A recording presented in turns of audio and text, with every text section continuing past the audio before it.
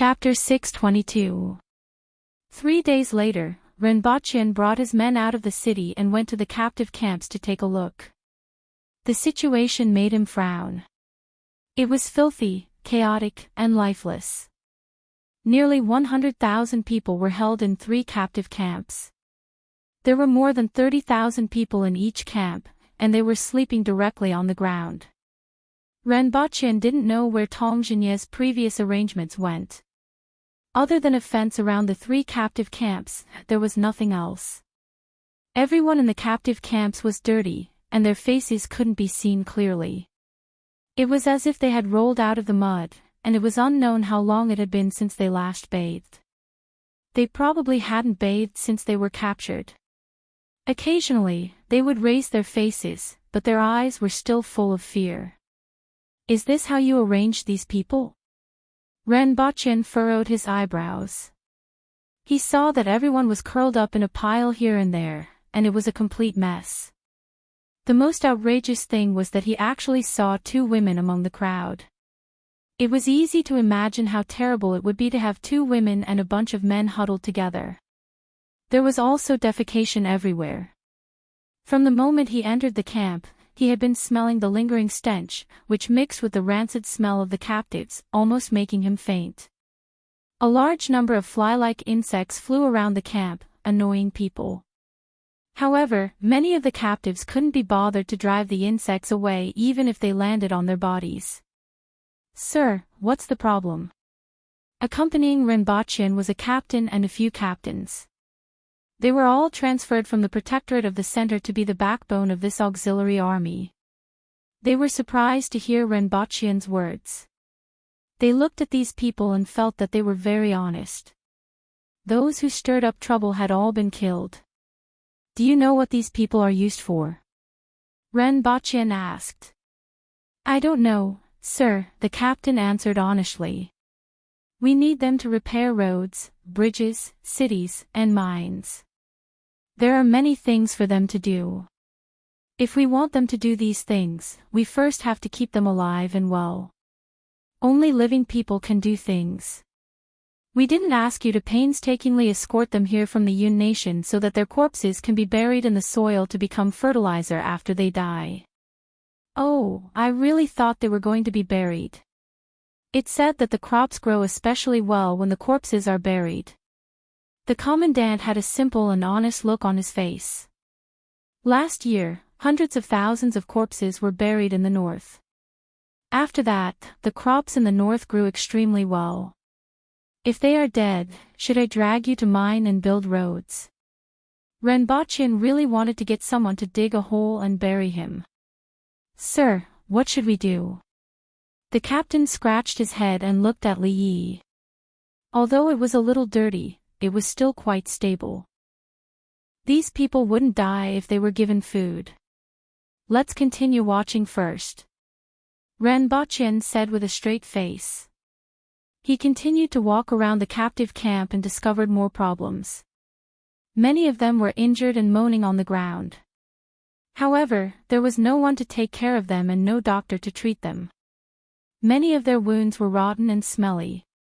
Those who were still alive were considered lucky. It was estimated that many of the people who had died along the way were injured like this. Moreover, many of the injuries on these people's bodies were caused by the journey. He didn't even need to ask to know how it was caused. During this period of time, he saw them eating once. The food was unexpectedly good.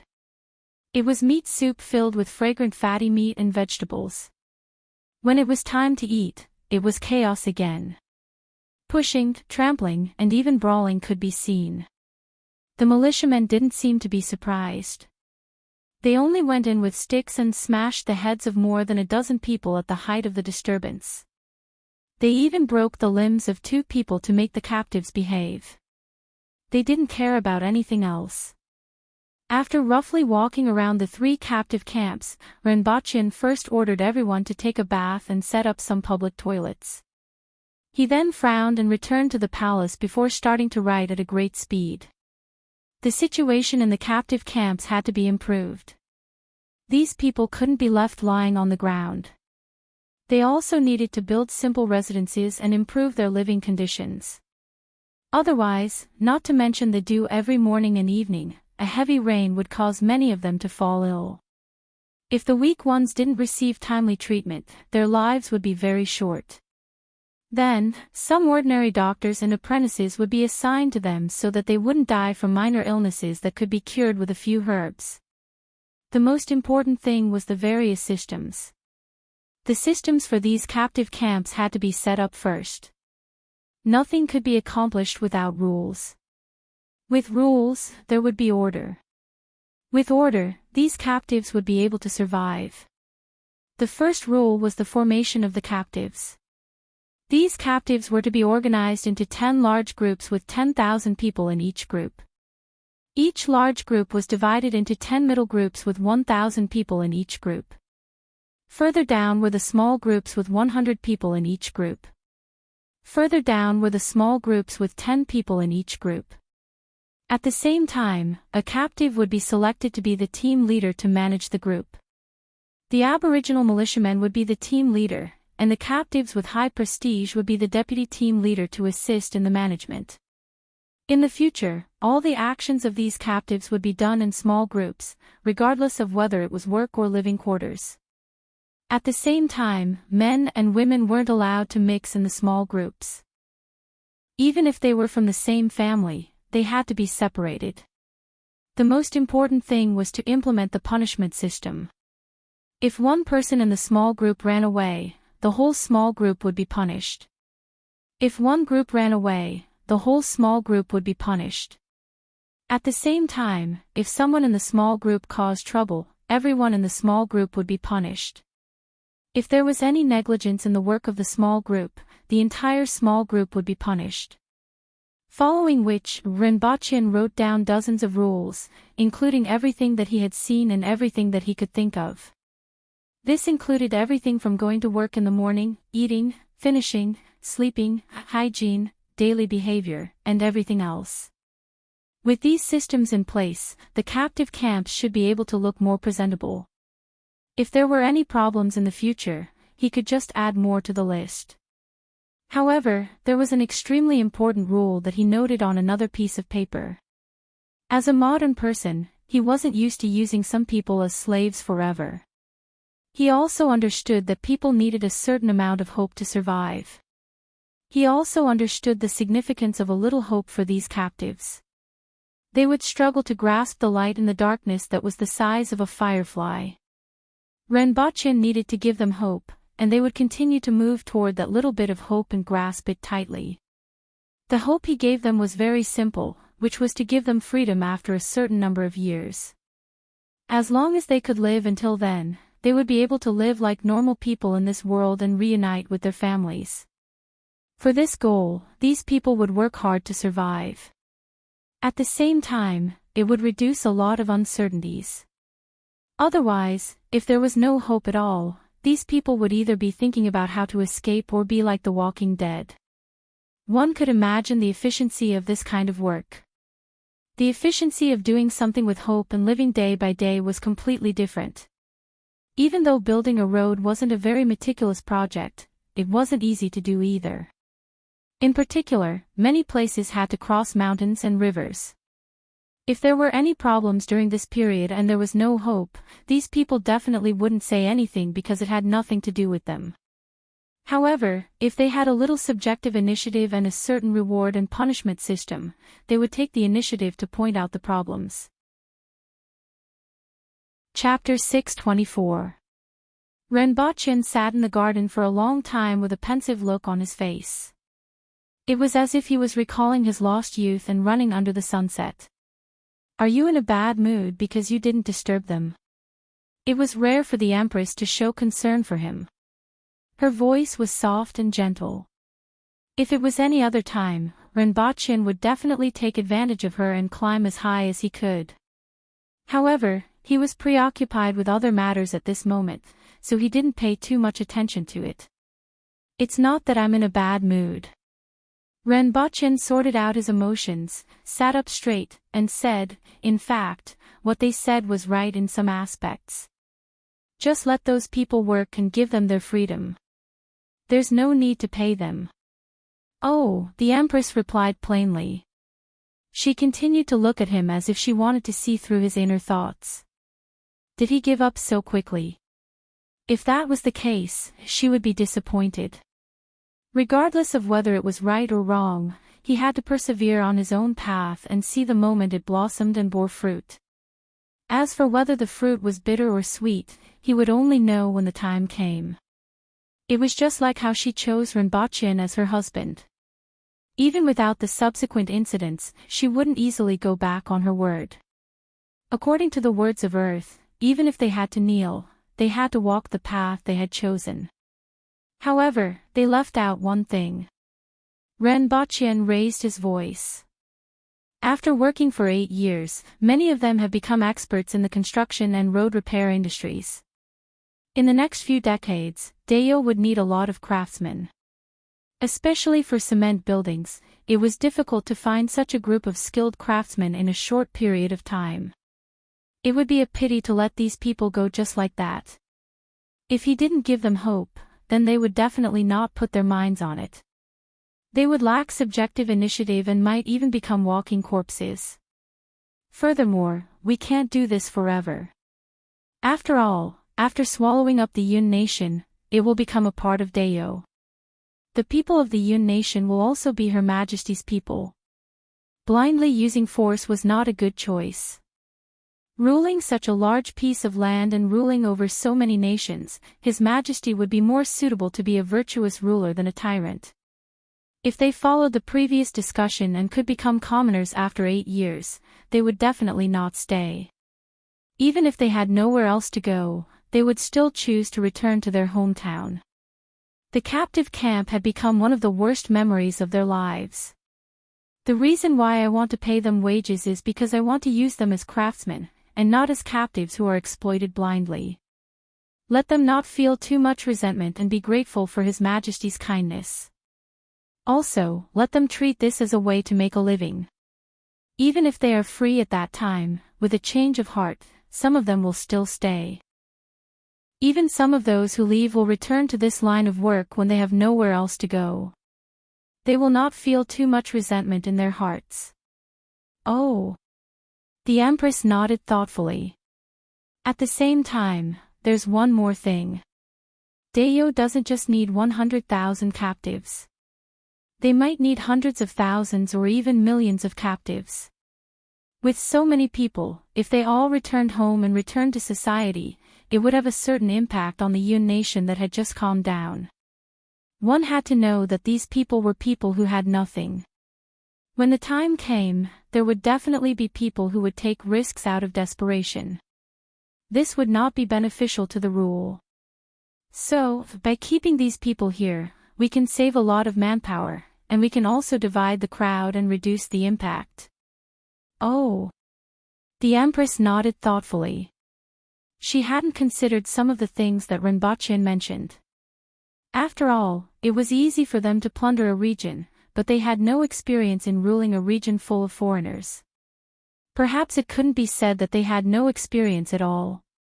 Their only experience was to drive all the remnant citizens of the Han Nation into Tianjing Basin, guard the only exit, and let them fend for themselves. When the time comes, it won't be easy to make these people stay without using force. Rinpoche sighed. The Empress continued to nod her head thoughtfully. Although it was the easiest to do things with a knife to one's neck, it wasn't the most effective. I'll go back in a while and find a loudspeaker. Shall we compete in a louder voice? Rinpoche snorted. I can make you doubt your life. The voices of the people in the imperial court weren't soft. One person's voice could be as loud as the horn of a large truck. This was considered an innate skill of the aboriginals. Rinpoche estimated that Tong Jingye's voice could reach at least 100 decibels. However, it didn't matter. I'll get a loudspeaker that's 130 decibels, which is equivalent to the sound of an airplane taking off. It will be enough to make you doubt your life. The Empress looked at Rinpoche's face full of fighting spirit. After thinking about it, she decided not to tell him that the one with the biggest fist was the boss. She would tell them that the one with the biggest fist was the boss. In the afternoon, Renbochin hurried back to Earth. The business license has been completed, the company has been established, and the address has been chosen. It's all here. In addition, you suddenly threw so many things at me. Do you want a pay raise? Shenfeng threw a stack of documents on the table in front of Renbochin. She sat there and watched Renbochin read the documents. She carefully observed his face and temperament and found that he was becoming more and more ferocious. He looked a little like those guys whose brains were all muscles. In Renbochin's hand was the plan to set up a martial arts center. 1 month in Dayo time and 3 months on Earth time. This plan was already on the fast track and had already begun to be implemented. Renbochin had high expectations for this plan. In his opinion, it was much more important than the pharmaceutical factory. In fact, there was no comparison at all. Although martial arts had declined, the cultivation method would be announced sooner or later. At that time, the world would undergo tremendous changes, and the value of high-level martial artists would reach its peak. One had to know that cultivation was the direction of human evolution and could prolong one's lifespan. To the rich, it was far more valuable than external objects. When the cultivation method was announced, the entire world's perception would suddenly change. At that time, every high-level martial artist would become a fragrant cake fought over by the rich. Even if they were to be used as personal trainers, they would still be of great value. Needless to say, when many high-level martial artists appeared in the world, it would be very difficult for ordinary people to face off against them with firearms. At that time, for their own safety, the rich would also need to recruit high-level martial artists. Furthermore, the cultivation of high-level martial artists was extremely long and couldn't be cultivated overnight. Furthermore, it wasn't something that could be easily cultivated by ordinary forces. If 1/3 or even half of the high-level martial artists came from their own martial arts centers, the value of this network alone would be immeasurable, not to mention the reputation and potential strength of the martial arts centers. Chapter 625. He could even order them around like the rearguard commandery and use points to exchange for secret manuals. In order to obtain points, they had to complete missions. The secret manuals were the bait dangling in front of everyone, and they would find a way to swallow them no matter what. After mastering power, everyone wanted to go one step further and obtain more power. By mastering such a force, he would be able to become one of the top forces. Although he wouldn't be able to master weapons, these high-level martial artists were weapons themselves, and this was enough to attract attention. As for this, Renbochin believed that it wouldn't take too long. After all, paper couldn't wrap fire, and this matter would be discovered sooner or later. On one hand, the country would sooner or later increase the number of people practicing, and this kind of thing couldn't be hidden forever. Otherwise, it would lose its meaning of existence. It was most likely to be a small number of troops, such as the special forces. As long as there were a lot of people, it would be easy for the news to leak. On the other hand, the experts trained by the country couldn't always hide in the base. Once people had power, they wouldn't be willing to be mediocre. Think about it, if you had power that far exceeded ordinary people, would you be willing to hide? What if something happened to your family? What if your family is being bullied by others? As long as they did something, it would be easy for others to find out. Most importantly, after the establishment of the martial arts center, as the strength of the martial artists trained by the martial arts center increased, the country was forced to speed up the release of this matter. Therefore, no matter how he thought about it, this matter couldn't be hidden for long. Renbochin originally guessed that it would take at most 10 years to 15 years. Coupled with his own martial arts center, this speed would be even faster. It was likely to take 6 to 10 years. What could the pharmaceutical factory provide him in 15 years? Even if the annual profit was a few hundred million or even a billion, it wouldn't be more than 10 billion in 15 years. It might seem like a lot, but 10 billion in 15 years would only be equivalent to a billion now. Although such a person was also rich, it couldn't be compared to what the martial arts center could bring him. The martial arts center not only brought him money, but it also brought him strength and a large network that spanned the entire world. Therefore, Rinpoche had high expectations for this martial arts center. He had already seen that the future world would inevitably change, so he had to grasp as much strength as possible before that happened. Only then would he be able to leap to the top of the world and watch everything happen when the time came. His time on Earth was limited. He only had 10 days a month on Earth. He didn't have the time or energy to invest in technology or other industries. Besides, he didn't know how to do it even if he wanted to. The 100 million plus dividends from the pharmaceutical factory and the tens of millions he had originally received would only amount to a little more than 200 million. It was an astronomical figure for ordinary people, but it was not enough to cause any waves in this world. On the contrary, everything that the martial arts club needed was his strong suit. So many experts and secret manuals were his greatest resources. Moreover, he was rushing to catch up with the tide of the upcoming great change. He would be a fool not to make good use of this. Rinpoche looked through the things that Shenfeng handed over, made some arrangements, and dismissed her. He then gave Renwanyan a call. "Brother, it's been so many years. You finally remembered that you have a younger brother." Renwanyan was surprised when he received the call. It was the first time he had received a call from his brother, who had become more and more elusive since a few years ago. Not to mention himself, even his parents had always complained that the fledglings had grown up. In the past, he would receive a call every 2 to 3 days after graduating from college. Now, he only received a call once every 10 days to half a month. The two brothers chatted for a while before Rinpoche asked, "Are you going to find a place for your internship at the end of the year? Do you have any plans?" "Brother, it's rare for you to think of me. Do you have a good job for me?" Renwanyan laughed. "Indeed, there are some things that I don't feel at ease without my family," Rinpoche replied. After all, he was rarely on Earth and still needed someone to take charge. Although Shenfeng was efficient, she was gradually starting to feel powerless.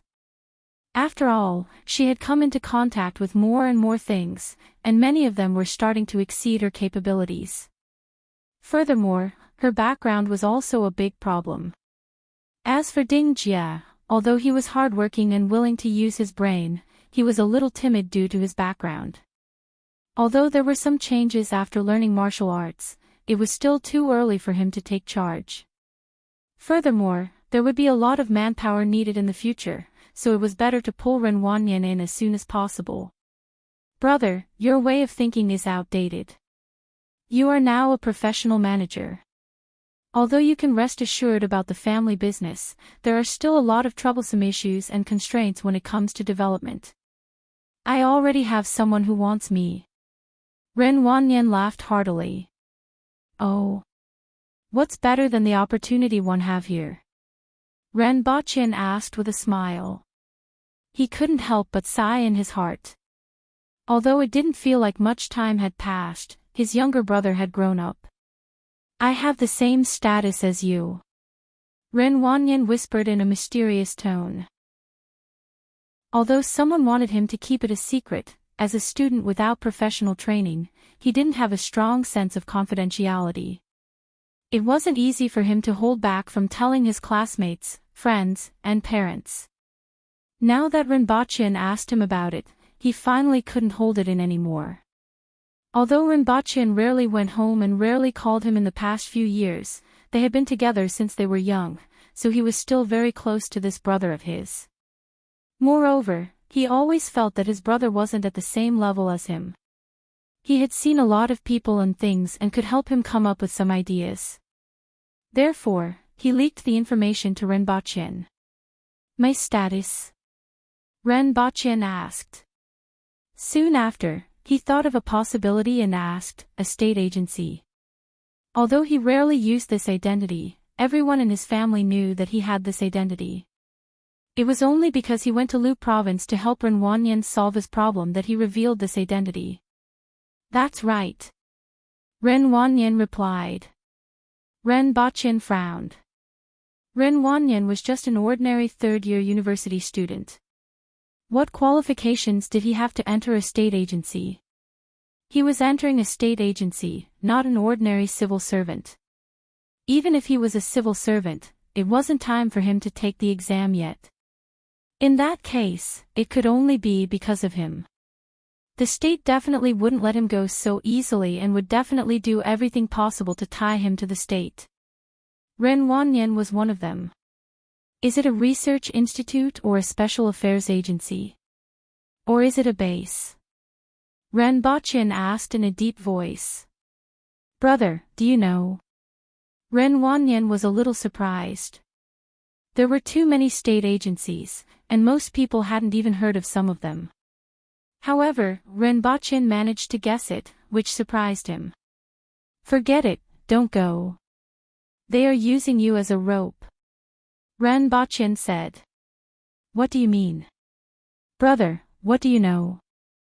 Ren Wanyan raised his voice and asked. Come to me. You will know when you have the chance in the future. I will let them know and they won't look for you again, Ren Bachin said faintly. Brother, you are so powerful. Ren Wanyan asked in surprise. More powerful than you think. You will know when you come to work for me in the future. For example, when you enter a certain department, you have to be respectful to the leaders. When you come to work for me, you can do whatever you want and ignore them if you don't want. Ren Bachin's tone was very calm, but Ren Wanyan felt that his brother was really different. Chapter 626. The next day, a pair of brothers in their 40s came to the villa. They looked almost identical. He was wearing a tang suit and was very thin. He had a mustache and thick knuckles on both of his hands. These two people from the martial arts world were hired by Ren Bachin to train the winged cavalry. It was not martial arts, but some etiquette and methods of traditional martial arts. After all, the winged cavalry was too crude and barbaric. After all, modern society was a civilized society.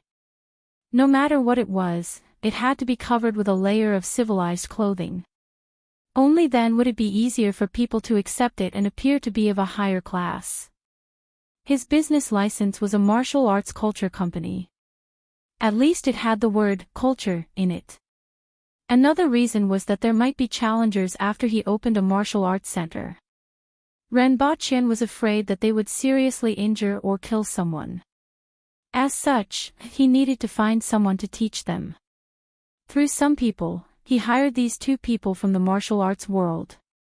His kung fu wasn't considered high, but even if it was useless. No matter how high his kung fu was, he wouldn't be able to reach the Manwil level. Currently, those Manwil experts were in a certain base in the country. Even if they were at the Manwil level, they would be slapped into a wall by the winged cavalry. As a result, he found these two people through certain people to train the winged cavalry warriors. However, they were dumbfounded when they arrived outside the villa. He saw 7 or 8 burly men holding huge barbells as dumbbells in the courtyard. It was the kind that weighed at least 200 to 300 kilograms. There were thick plates of barbells on the side, and one in each hand was flipped up and down. The two of them almost thought that it was made of wood. In the end, someone threw the barbell to the side, and it immediately smashed a deep hole in the ground. Seeing this scene, the two of them were puzzled. With this level of skill, what else did he need them to do? Are there monsters in this yard? The two of them even had the thought of returning home on the spot. However, after thinking about it, they decided to give Ren Bachin a call. After all, it was not easy to make money in the traditional martial arts industry, especially when the two of them had no roots, no sect to rely on, and no idea how to make money. Moreover, the other party had offered a lot of money. With this money, he wouldn't have to worry for a few years. After receiving the call, Ren Bachin called out from the window, and a winged cavalry warrior walked toward the main gate. When the two of them saw the approaching winged cavalry, they immediately felt an immense mental pressure. When two people meet on a narrow path, the fat one wins. This was also useful in the martial arts world. All kinds of fighting competitions were divided into weight classes. Even the heavyweight class had a great advantage in terms of strength and endurance. The person in front of him was obviously a heavyweight. The other party's aura also made the two of them feel very uneasy. It was as if he was facing a ferocious tiger that was about to devour him. Before coming here, the two of them still had some confidence. However, after seeing this person, their confidence was immediately thrown out of the window. Most of the time, one would be able to sense the disparity between them without even having to compete. This was especially true for veterans like the two of them. They were good at judging people and sensing danger. The winged cavalry warrior sized up the two of them and said, "Follow me, the lady boss is waiting for you." After hearing this, the two of them thanked him and followed the winged cavalry through the courtyard. When they passed by those people, they had goosebumps all over their bodies. It was as if they were passing by a group of tigers. Before they entered the door, they thought they would see a beautiful young woman or something. However, when they entered the door, they saw a young man sitting on the sofa watching the news. When he saw the two of them, he nodded as a greeting. The two of them were still wondering who this person was when they heard the burly man who brought them here say, "Lady boss, he's here." F***ck off. Renbochin raised his eyebrows, grabbed a fruit knife, and threw it over. The lady boss was actually a man. The two brothers immediately thought of the wrong person. Coupled with the intimidating burly men outside, they immediately thought of Invincible East and Yang Lianting.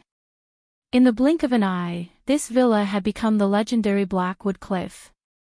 Renbochin didn't notice their thoughts.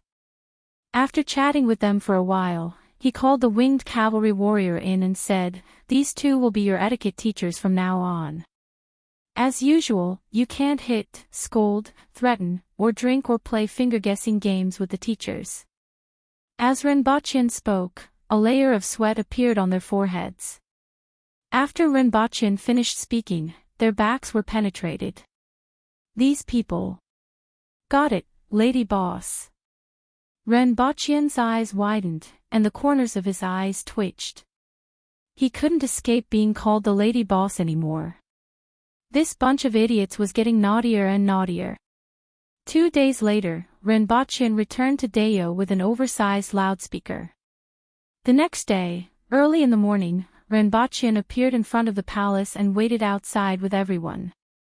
He held a loudspeaker that was half the size of a person in one hand and a box in the other. He attracted a lot of attention again. "Sir Ren, haven't you given up yet?" Shiqing stepped forward and asked when he saw Renbochin. "There are always some things that have to be said. The old ways are already outdated," Renbochin replied. "I'm looking forward to Sir Ren's ideas, but don't be too hasty." Shiqing laughed. Renbochin cupped his hands in gratitude. After a while, everyone entered the main hall. The Empress sat at the top, glanced at everyone's faces, and said, "I have something to report." "Your Majesty, I have something to say." Renbochin stepped forward without waiting for the others to speak. In fact, the others were also waiting for him to speak. After all, looking at his posture, it seemed like he was here to talk about something. "Speak. Everyone, do you still remember what our goal is in this war with the Yun nation? This time, we aren't going on horseback to rob and leave. Instead, we are going to occupy the entire Yun nation and incorporate it into Dayo's territory. In the past, Dayo even needed your Majesty to use the palace's treasury to subsidize our weapons. Why is that? It's because even though Dayo has a vast territory, it doesn't have an abundance of minerals. Therefore, we have to incorporate the Yun nation into our territory, develop Dayo with their mineral resources and technology, and supplement Dayo with their resources." Everyone understood what Renbochin said and didn't have any objections. However, ruling a region isn't as simple as drawing a circle on the map and ruling over it. For example, what's the difference between having Tianjin Basin and not having it? We still have to expend troops to deal with them. The Yun nation is more important than Tianjin Basin and needs to be governed steadily in order to use its technology and resources to develop Dayo. We can't be like before and order the local people around like cattle and horses. Tyranny works for a while, but not forever. Do you all still remember how the Hao nation perished? Sir Ren, how can the Hao nation be compared to our dynasty? Furthermore, the Yun nation, humph. Qin Chuan said with disdain when he mentioned the Yun nation. The Hao nation naturally can't be compared to our dynasty, and the Jing tribe can't be compared to the aboriginals. However, if we use tyranny to drive the people away, in the eyes of others, your majesty will be viewed the same as how the late emperor and the martyrs viewed the Hao nation. Water can carry a boat, but it can also capsize it. The rise and fall of the previous dynasties have proven this point, Ren Baqin said in a powerful voice. As long as there are millions of aboriginals, so what if they are restless? Qin Chuan said even though he understood Ren Baqin's words. Argumentative spirit. Ren Baqin suddenly thought of this word. Force doesn't mean everything. Development is still the most important thing in the future. The future development will far exceed your imagination, and everything in the future will be completely different from the past. In order to achieve the blueprint in your majesty's heart, everything must pave the way for peaceful development. Ren Baqin cupped his hands toward the Empress. Isn't this the way the world is? What's so unimaginable about it? Qin Chuan sneered. The blueprint in His Majesty's heart is that everyone can live a good life, no longer troubled by sickness and illness, food and clothing. Every child can go to school and learn knowledge that they are interested in. Everyone can have food to eat and books to read. Everyone can think for themselves. Everyone can have their own pursuits. Everyone no longer lives for the sake of survival, but lives for the sake of self-worth. Your Majesty's blueprint is for everyone in the world to be like dragons. Ren Baqin began to raise the banner. This was what the Empress envied when she first arrived on Earth. It was also something that she couldn't forget.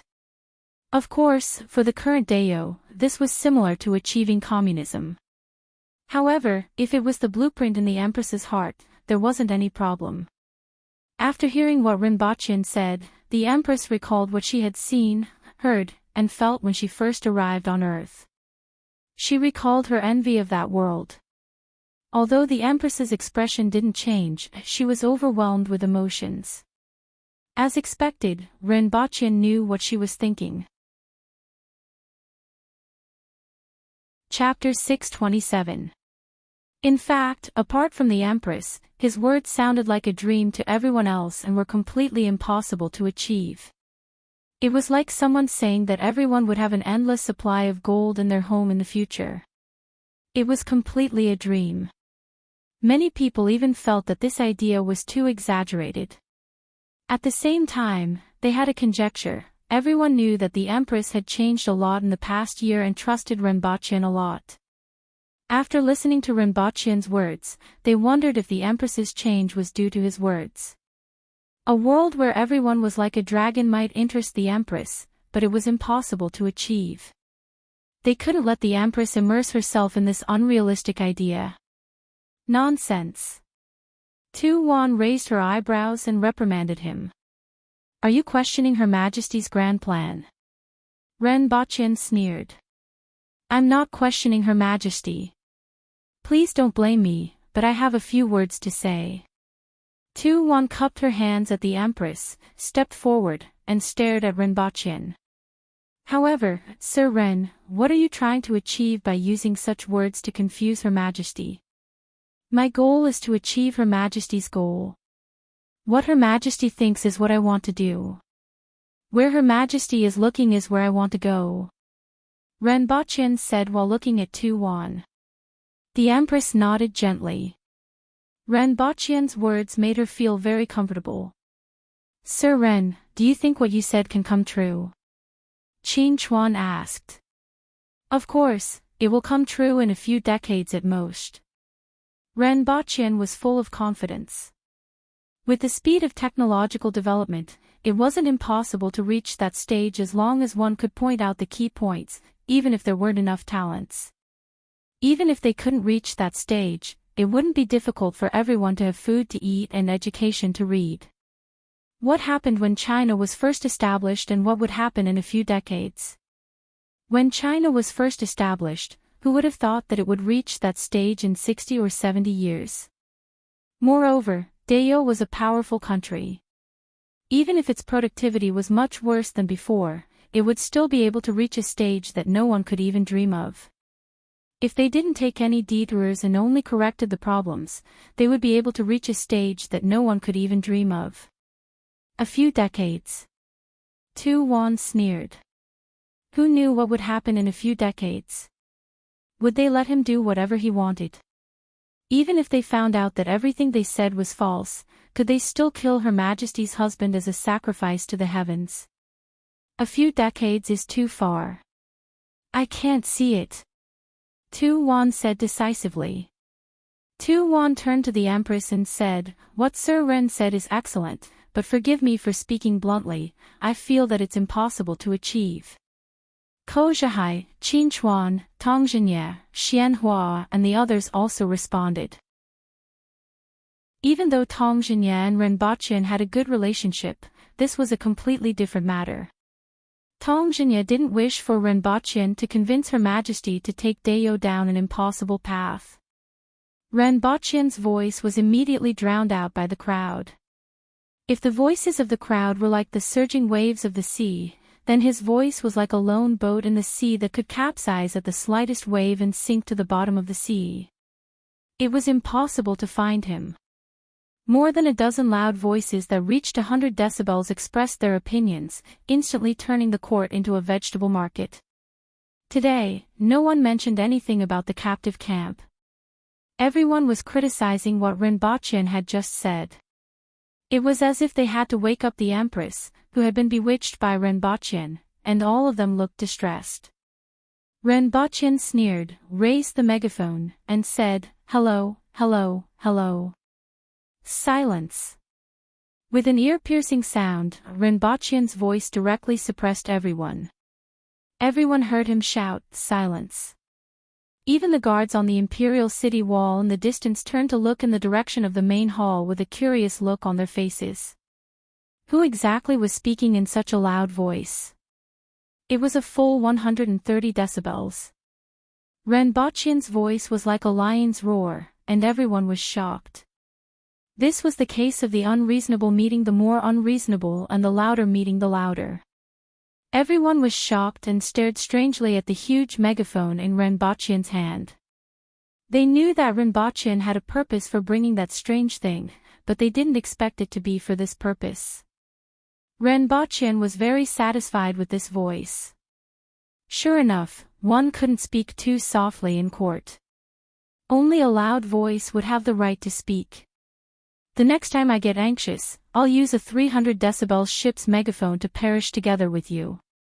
No matter how big the Aboriginals' main hall was, it was still an enclosed space. 180 decibels was equivalent to the sound of a ton of TNT exploding from 70 meters away. If a 300 decibels megaphone was used in the main hall, everyone would probably be dumbfounded and have to rely on hearing aids for the rest of their lives. Ren Baqian was determined. In fact, he had already expected everyone's reaction. After all, this was a difference in vision and philosophy. He also knew that if he didn't involve the court in the past and everything was done slowly, such a thing wouldn't have happened. If things were like now, it would easily cause a backlash from a large number of people. How many of the reformers in ancient times had a good ending? Although Dayou didn't have that many traditional powers, the related interests and different philosophies would inevitably cause hostility from some people. Just like yesterday, he didn't want to affect the interests of others. If he touched the purse of the Ministry of Revenue, it would inevitably affect the other departments. In addition, if he didn't care about the annexation of the Yun nation, he didn't know how long he would have to take detours and how long he would have to clean up the mess. Renbochin had great confidence in the ability of the Aboriginals to govern. They would definitely mess it up. Therefore, if he wanted the future to go according to his and the Empress's plans, he had to stand up and make a voice. Sirs, please listen to me. Renbochin held the megaphone and spoke to the entire whole. This thing is interesting. Tongjinya touched his chin and thought that Renbochin's voice could be so loud while speaking to this thing. If he were to use it, he was afraid that the whole city would hear him. Tongjinya wanted to snatch the thing from Renbochin's hands when he imagined the scene of the whole city shaking. However, he suppressed this thought when he thought that the Empress was still sitting there. Everyone, do you think that Her Majesty will be deceived and put her mind on an impossible goal? Renbochin asked. Tongjinya. Qin Chuan. 2 won. The rest. No one spoke. They all turned to look at Renbochin in unison. The back of their heads was facing the Empress, and their faces were filled with, "That's right." No matter how powerful Her Majesty was, she was only in her 20s. Even though she was the most powerful Aboriginals, everyone still felt that she had been bewitched by Renbochin. Looking at the land where Great Xia was located, many wise emperors in history had been bewitched, let alone Her Majesty. F***ck.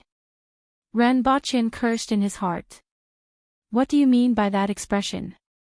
Can it be any more obvious? Is Her Majesty that stupid? All of you, turn around. The Empress saw everyone turn around in unison and saw something from Renbochin's face. Her face immediately turned black, and her hair began to flutter. Of course, Her Majesty won't be deceived. Everyone turned around and immediately changed their expressions as if they had practiced face changing in a Sichuan opera. All of you have a strong desire to live. Renbochin really wanted to say this. The Empress's gaze swept across everyone's faces. Her gaze was like a knife, and her ice-cold touch brushed across everyone's face. Continue. The Empress said. Don't tell me you think that Her Majesty will be bewitched by me. Renbochin asked insidiously. Everyone. The Empress's seat suddenly became empty. A red figure passed through the hall, and more than a dozen people were shot into the wall by the Empress. Chapter 628. Everyone pulled themselves down from the wall and felt as if their bones had fallen apart. They hated Renbochin to death, but they looked honest on the surface. They naturally knew that they had been tricked by Renbochin, but they couldn't control their expressions. If they could control their expressions, they wouldn't be Aboriginals. In fact, most of them had strange expressions on their faces at that time. Many of them tried their best to remain calm, but their faces were distorted. Do you think I'm ignorant and easy to bully? The Empress said with a murderous look. She squinted her phoenix eyes and scanned the people below. We don't dare, everyone quickly said, but their expressions betrayed them. Seeing this, the Empress became even angrier. Her upper body swayed, and a series of bricks flew out and smashed into everyone's heads. Immediately, the hall was filled with broken pieces flying all over the place. Since you don't dare, then shut up. The Empress was domineering. Renbochin then continued, let's talk about your concerns first. The national treasury is empty. With the current situation, it's already good enough to maintain the status quo. If the money is used for other purposes, there will be a shortage somewhere. Renbochin finally said something that everyone was willing to hear. However, everything is developing and changing. The Yun nation is smaller than Dayo, but the annual revenue from the national treasury is 7.5 times that of Dayo. It's 5,000 taels of silver, which is half of Great Xia's. This is under the circumstances where the warlords of the Yun nation have their own armies and it's difficult for central orders to spread throughout the country. Why? Why does the national treasury's revenue far exceed that of Deo under such circumstances? Ren Baqian asked. Everyone was silent as this was a slap in the face. The Yun nation is rich in minerals. However, as far as I know, a large portion of the minerals in the Yun nation are also given to the warlords. Only some of the gold and silver mines are controlled by the imperial court. In fact, you all know that the Yun nation is prosperous and prosperous with commerce. A large portion of the revenue from the Yun nation's treasury comes from taxes. The cities of the Yun nation only pay half of the taxes to the imperial court every year, which is a total of 30 million taels of silver. The tax revenue of the entire Yun nation can reach at least 60 million taels of silver every year. In fact, Deo has also formulated taxes according to the Hao nation system. The annual revenue is about half of the national treasury's revenue, which is about 5 million taels of silver. Most of this 5 million taels of silver comes from the taxes paid by merchants from various countries. Of course, one of the reasons was that the late emperor sympathized with the people and reduced taxes. Another reason was that Deo didn't have any commerce. There is also a lack of commercial soil. The fundamental reason for this was that the commoners did not have money. Most of the time, they were still at the stage of bartering and exchanging for survival necessities. Naturally, there was no commercial ground, and naturally, there was no tax. Only when the common people became rich would they be able to form the soil for commerce. Only then would there be more taxes, and the national treasury would be more abundant. This was a virtuous cycle. A country would only be prosperous if its people were prosperous. If the people are poor, the country can't be rich. Ren Baqian began to lecture everyone. Tu Wan and the other officials of the Ministry of Revenue were deep in thought. They had thought of many of these things. After all, they had been in this position for so many years, it was impossible for them to not think of anything. However, it was the first time he had heard of this saying that the country would only be prosperous if the people were prosperous. Thinking about it, it made some sense. However, even the cleverest housewife can't cook without rice. Even if they knew, they couldn't change the current situation. Or rather, they didn't have the ability to change the current situation. If you want all the people to become rich, you must first develop the country. This is a contradiction. Only when the country develops will the people be prosperous. When the people are prosperous, the country will have more taxes, the national treasury will have more wealth, and Deo will be able to develop. If you want to move forward step by step, you don't know how long it will take. However, there is a shortcut now, and that is the Yun nation. The resources and wealth of the Yun nation are what we want. As long as the Yun nation is incorporated into Deo, first of all, the national treasury will be full. Secondly, we can use this wealth to accelerate the development of Deo. However, do we rely on robbing to obtain the wealth of the Yun nation?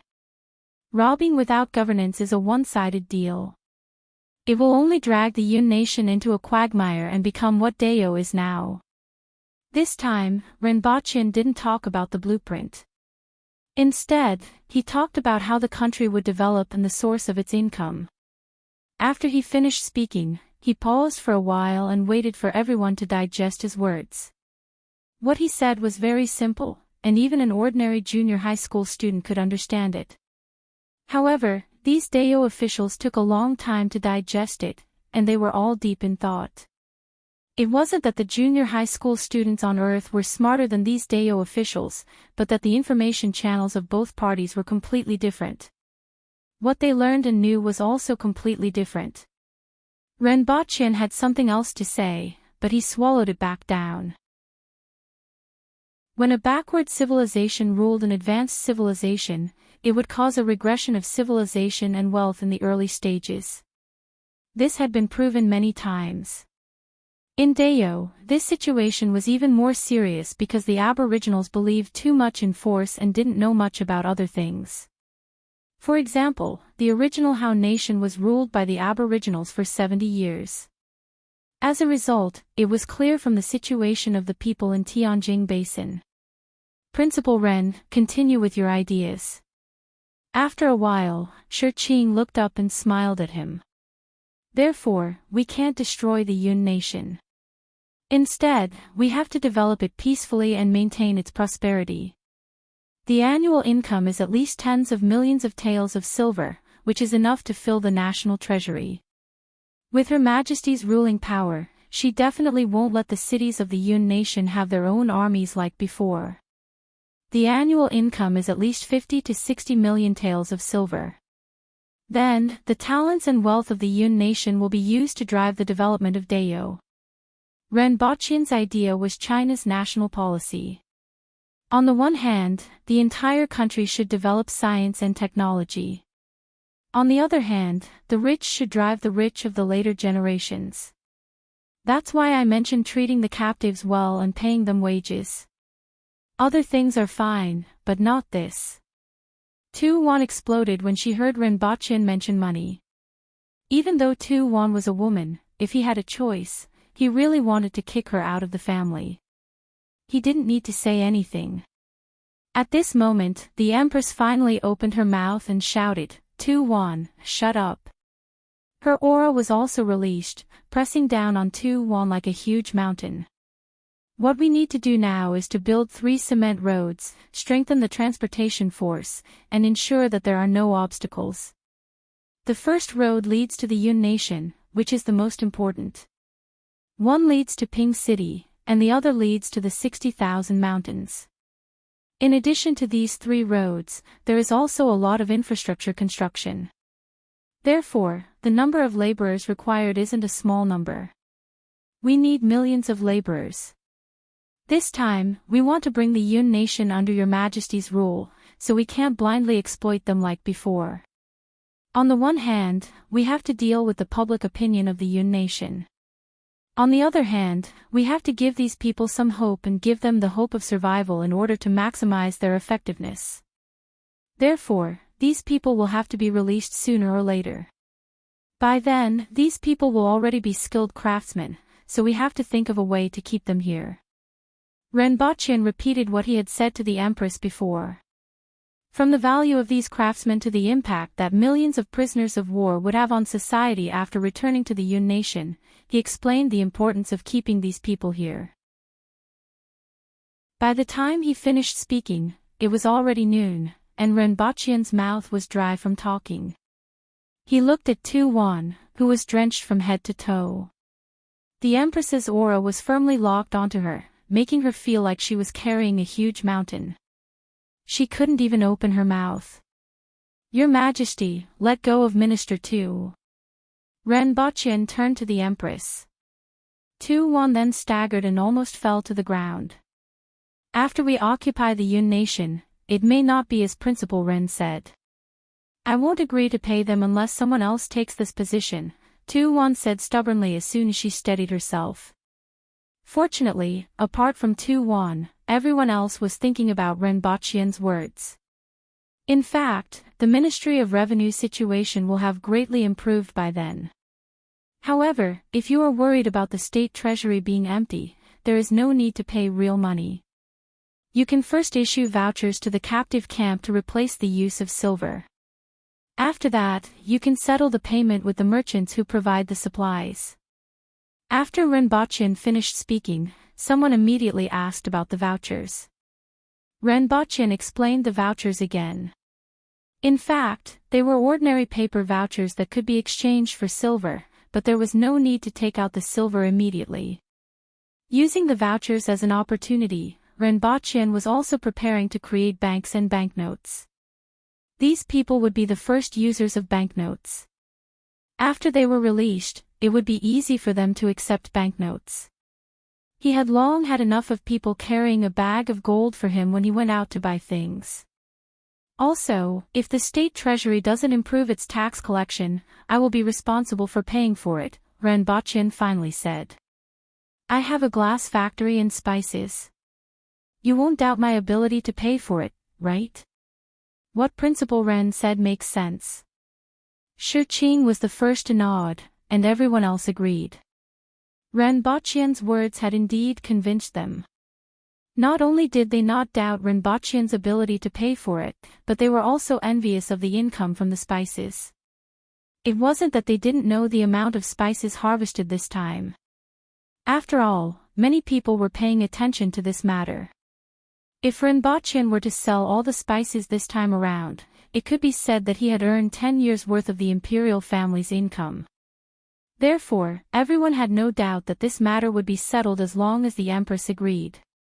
In any case, those things belonged to the Empress. As for the Empress, she naturally wouldn't object at this time. This time, even Tu Wan didn't object. It was fine as long as the money wasn't taken out from the state treasury. If it was really as Rinpoche said, there would be tens of millions of taels of silver every year. In that case, the money could be taken out from the state treasury.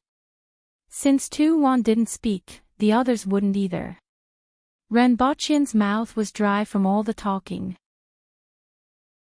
When he returned to the Empress's quarters, he drank a few big bowls of water.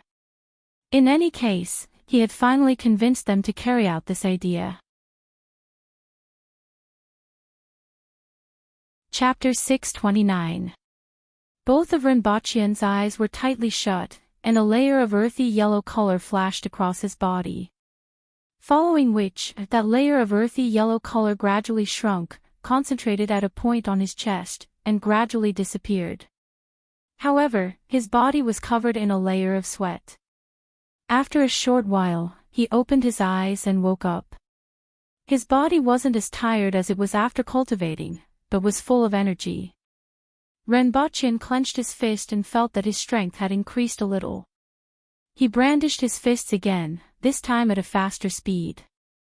It had been half a year since his last breakthrough, and he had finally broken through again. After breaking through the visualization of Earth, other than increasing his strength and speed, his internal organs had also been strengthened. This was the most unique aspect of the re-visualization. At the very least, other cultivation techniques didn't have this effect. All of the techniques were external to internal. Only this, re-visualization, of unknown origins was a combination of internal and external cultivation. Cultivating each of the 5 visions would strengthen the corresponding internal organs. After breaking through the visualization of Earth, his spleen had been strengthened. The spleen contained one's will, which affected the activity of one's thoughts. Rinpoche felt that he would become smarter and sharper after breaking through to this level. However, this could not be verified yet. It had only been a year since he started practicing re-visualization, but he had already completed 4 levels: visualization of water, visualization of wood, visualization of fire, and visualization of earth. All that was left was the visualization of metal. After which, he would be able to break through to the earth will level. At that time, he would be considered an earth will expert. Of course, this 1 year was in quotation marks. In fact, including the time on Earth, it was a full 2 years. He had also eaten some natural treasures, such as Su Wen's peaches, which he had already eaten 4 of. He had also killed Lu Pinghai and obtained the spirit primary pill. He had also exchanged the electric baton with Ning Kaichen for the Shueka. However, after reaching this step, more than half of the medicinal power stored in his body had been used up. If he wanted to break through to the next level, he would need more time. Rinpoche had no choice but to admit that his innate talent wasn't considered outstanding. Fortunately, he had a large number of herbs and treasures that allowed him to reach this stage. When he reached the earth will level, he would be able to marry the Empress. When he thought of marrying the Empress, he would be able to embrace a woman who was at the top of the world. When he thought of the Empress's request, his heart was filled with anticipation. At that time, would the Empress be shy and bashful? It was definitely impossible for her to act like an ordinary girl. At that time, she wouldn't become angry out of embarrassment, right? Rinpoche felt that he still needed to learn martial arts such as the Golden Bell Shield and Iron Skin technique. It was much more important than the fist of death or the hunter technique. After lying in bed for a long time, he finally fell into a deep sleep. The next morning, Renbochin got dressed and headed to Black Bamboo Academy. It had been a week since the debate in the imperial court. Today was a special day for the Black Bamboo Academy, the start of the second batch of students. This time, there were 80 new students. Almost all of the good-for-nothings in the imperial court had been sent here last time. This time, there were very few children of officials who had been selected. Commoners made up the majority of the students, a total of 76 people. Early in the morning, Renbochin stood at the entrance of the academy with his hands clasped behind his back. In the distance, there were a few students laughing and waiting to see what his junior brothers and sisters were like. "Greetings, Principal."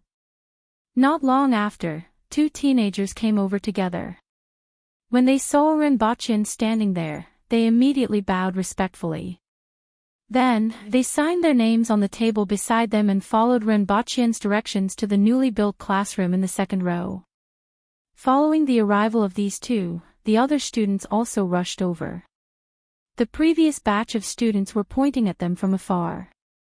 This group of students wasn't smart at other times, but they were self-taught now when they put on airs as seniors. When everyone arrived, Renbochin closed the door and moved the robot into the classroom to teach the first batch of students. The robot this time was custom-made after Tong Lan tore it apart. Compared to the previous robot, it was more technologically advanced and had a better artificial intelligence. Renbochin moved the robot into the room and removed the cloth covering it. The students in the classroom were all dumbfounded. It can't be, right? How is this possible? Then, all of them turned their heads to Tong Lan with expressions of shock. This time, the appearance wasn't that of a Gundam, but Tong Jingye. Furthermore, it was a lifelike Tong Jingye. At least, the head didn't look much different. The upper body was still that of a real person.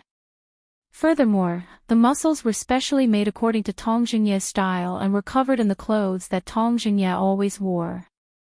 As for the lower body, it had 4 legs.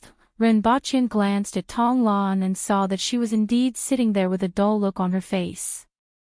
She pointed at the robot and opened her mouth for a long time. "Grandpa." Renbochin chuckled in his heart. "This time, you can tear it apart. Tear it apart.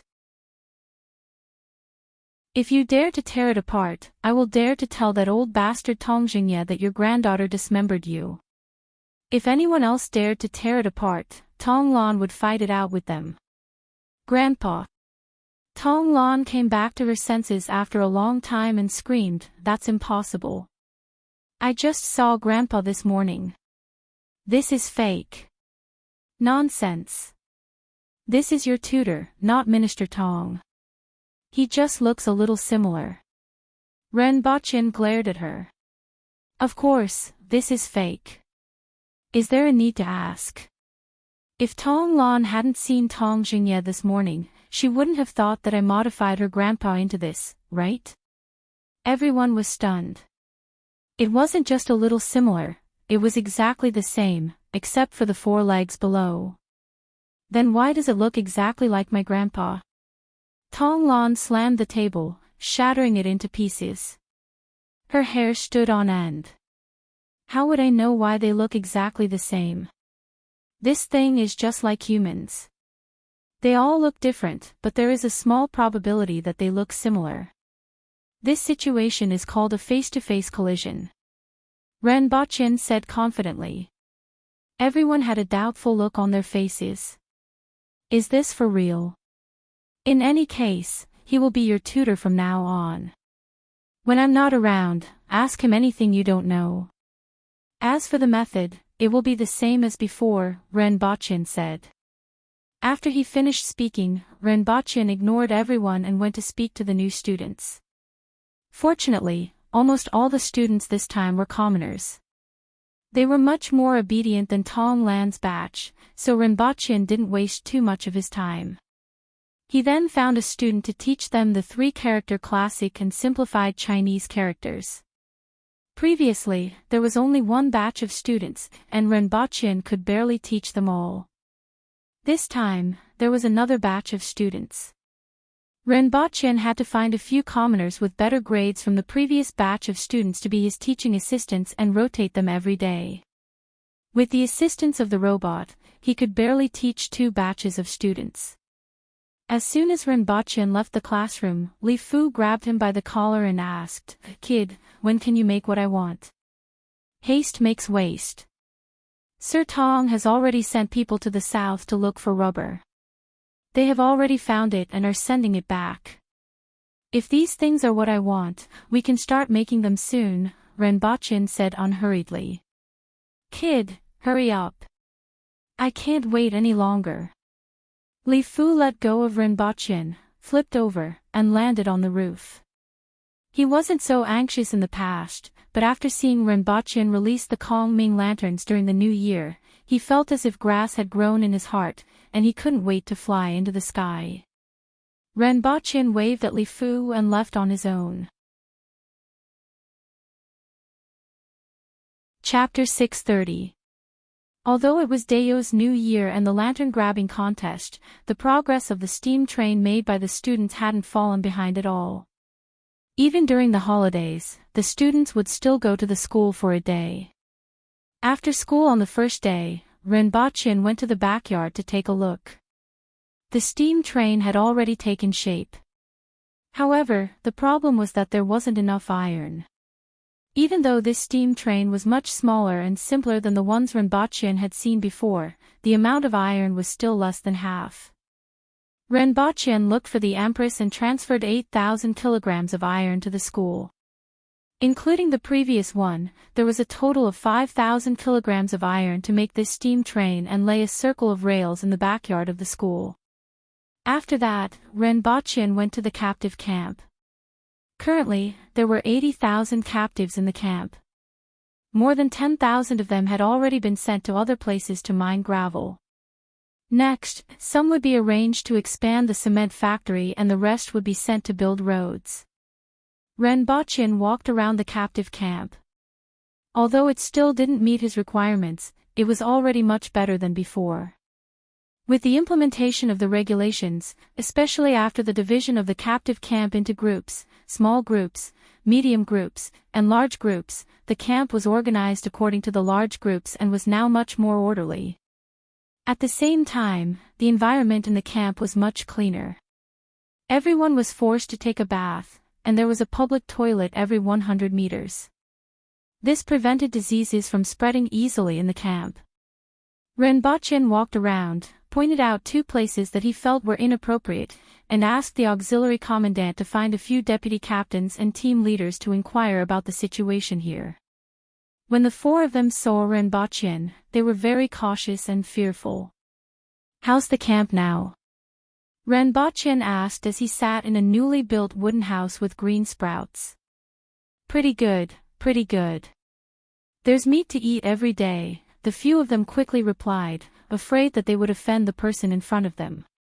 "Oh. If there's any problem, it's best to say it now. After this, there won't be another chance," Renbochin said indifferently. "There's no problem, but sir, will we really be released?" someone asked cautiously. He didn't dare to believe the news when he heard it. Not only him, but many people in the camp also didn't dare to believe such a good thing. However, they didn't dare to disbelieve it. Having such hope was better than dying here. 8 years. You can leave after 8 years. Whether it's true or not, you'll know when the time comes. However, before that, all of you have to work hard and live well, Renbochin said faintly. "Thank you for informing me, my lord." "Thank you, my lord. If there's nothing else, you may leave," Renbochin said faintly. "Milord, speak. Can you give us some grass to eat?" Perhaps it was because Renbochin didn't look ferocious, they mustered up their courage and asked cautiously. This was the first time Renbochin had heard such a request, and he couldn't react in time. What happened? Sir, this place is great. We have meat to eat every day, but we really can't digest it. These days, many people have diarrhea. If this continues, I really can't stand it. The few of them were about to cry. Renbochin asked again and finally understood. One had to know that in the Yun nation, no one would only eat meat for every meal. Not to mention that they couldn't afford it, even if they could afford it, they wouldn't do so. Firstly, it was too greasy, and secondly, it was hard to digest. The captive camp was filled with meat soup, fatty meat, and internal organs every day. At first, many people thought it was good that there was meat to eat. However, after 10 days, these people finally realized that eating meat was such a painful thing. One had to know that the Aboriginals were generally at the man-will level and needed to consume large amounts of food to convert essence and blood. Therefore, they had a strong digestive ability. However, these captives didn't have strong stomachs like the Aboriginals, and they didn't have vegetables or tea leaves to clean their stomachs. After 10 days, their eyes were green, and they walked with their heads down every day, hoping to find something green. However, even the weeds in the captive camp had been pulled out by them. Now, more than half of the people in the camp had diarrhea every day. Renbochin touched his nose. It was really an unexpected request and answer. Even he didn't expect such a thing. Presumably, not many people would have thought of such a thing. While Renbochin was in the captive camp, a young lady came to the outskirts of the city. She was in her 20s, and her appearance could be considered beautiful. However, her wide forehead somewhat affected her facial features. However, her pair of eyes that were as bright as the stars were unforgettable. Instead, people would overlook her appearance. The lady was dressed in a white muslin dress, which was obviously in the style of Great Xia. She wore a pair of embroidered cloth shoes and carried a long sword in a green scabbard on her back. Where did you come from? As soon as they saw the woman's appearance and attire, the guards had fierce expressions on their faces, and they drew their swords. A messenger from the north with a token. The lady immediately flipped her hand and took out a token. The guards checked it before letting her in. That lady was naturally Qing Lian, who had rushed all the way from Great Xia. Is this Lan City? Qing Lian walked through the city gate and sized up the surroundings. It is indeed a barren land, Qing Lian thought. From what she could see, the road was deserted, and the buildings on both sides were rather dilapidated. Compared to the bustling capital of Great Xia, it was more than 10 times worse. Among the passers-by, she could actually see many people directly wrapped a piece of animal skin around their waist, which was definitely not seen in Great Xia. However, what followed was endless admiration for the talents of the Aboriginals. Any commoner on the street was equivalent to a Great Xia man-will expert, and they were even more vigorous. Although earth-will experts weren't everywhere, they weren't rare along the way. After walking for a while, Qing Lian asked someone for the location of the Black Bamboo Academy and watched 2 street fights before arriving at the academy. Is this the school's closed? Qing Lian walked around outside and saw the tightly shut gate. She also sensed the auras of a few man-will and earth-will experts inside and guessed. Since she was here, she might as well see what fun things there were in this Dayo school. In any case, even if she was caught, she could say that she was here to deliver a letter. Those who didn't know wouldn't be blamed. Moreover, there were only a few people in the courtyard who couldn't even detect her presence. There were only a few people in Dayo who could make her feel apprehensive, and Qi Zixiao was the only one in Lan City. Although he couldn't defeat the other Cardinal Heaven experts in Dayo's imperial court, he could still escape. She made up her mind and jumped over the courtyard wall. What she saw made her a little disappointed. It was simply too simple and ordinary. Not to mention comparing it to the Imperial Academy of Great Xia, any small academy would be 100 times better than this. However, since she was already here, she had to go in and take a look. After scouting out the location of the few people in the academy, Qing Lian first went into a room and saw that it was filled with tables and chairs. She then went to another room and saw a person standing in the corner. She was shocked and asked, "Who is it?" After a few breaths, Qing Lian saw that the person in the corner didn't have any reaction and felt strange. More importantly, there wasn't any aura of a living person on him. She went forward to take a closer look and immediately gasped. She saw that the person was an old man in his 50s or 60s who looked rather robust. However, his lower body actually had 4 legs. This really surprised her. Furthermore, the 4 legs looked like they were attached from the back. Qing Lian thought about it a few times but couldn't figure out the use of 4 legs on a dead person. She went forward to take a closer look, but still couldn't figure out the gist of it. She didn't know what the 4-legged corpse touched, but a sound came from the body and it suddenly opened its eyes. Qing Lian was shocked. In a flash, she landed at the door and stared at the corpse. "Little girl, you'd better leave. If you break it, I'm afraid that fellow will be angry." The voice of an old man sounded behind Qing Lian. Qing Lian's hair stood on end. How could someone be so close to me without me noticing? Was this a human or a ghost? Qing Lian drew her sword, turned around, and in one breath, slashed horizontally behind her. Then, the old man behind Qing Lian kicked her groin. Shameless! Qing Lian was furious, and her face was so red that it looked like blood was dripping from it. How could there be such a shameless person in this world? Sure enough, people had their own underlings. That Rinpoche wasn't a good person, and the people in his academy were equally shameless and despicable. Qing Lian used 3 lightning-fast strikes in a row. She didn't linger and disappeared from the courtyard in a flash. After leaving for a long time, Qing Lian was still resentful. She had never met such a shameless person in her life. He was simply too shameless. She would never let him off. And that Rinpoche. Chapter 631. Qing Lian left Black Bamboo Academy and had nowhere to go. She wanted to find Ning Kaichin, but she had no clue and could only wander around Lan City. After a short while, she arrived outside the Imperial Glass Shop.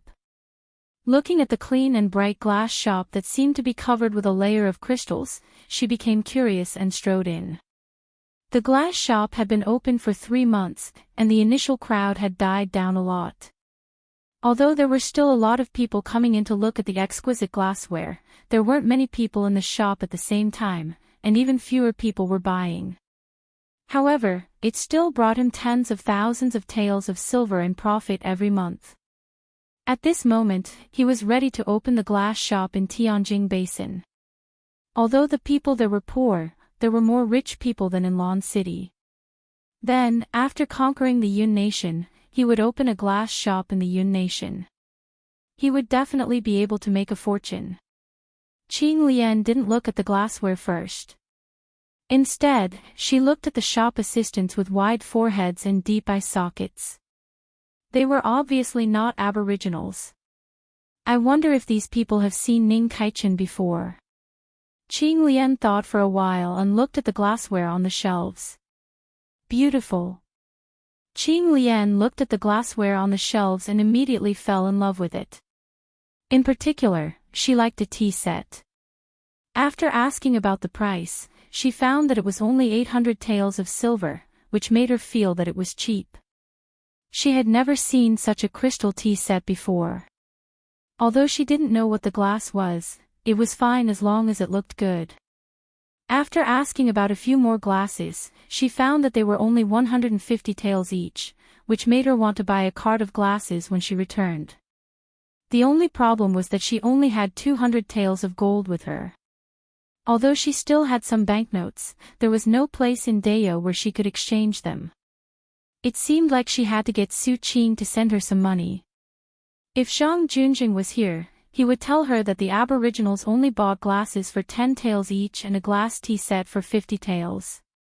For the aboriginals, the price had increased by 15 times.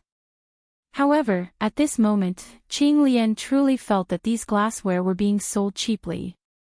If these things were in Great Xia, they would be several times more expensive, and there would be no place to buy them. After staying in the glass shop for half a day, Qing Lian left with satisfaction. At least she had gained something from this trip to Dao. He didn't walk far on the street before he found an even bigger harvest, spices. After eating 2 slices of roasted mutton, Qing Lian's eyes lit up as she touched the bag she carried with her. She made up her mind to send a letter to Su Qing and ask him to send her money. He wanted all the glassware and spices. Qing Lian found a restaurant and waited there until the glass shop and condiment shop closed. Qing Lian followed the shop assistants all the way back to Jing Street. Only then did she find out that this was where the Jing tribe lived. If Ning Kaichen is in Lan City, he is most likely here. Qing Lian walked around Jing Street and saw the small tavern opposite the exit of Jing Street. This is the exit.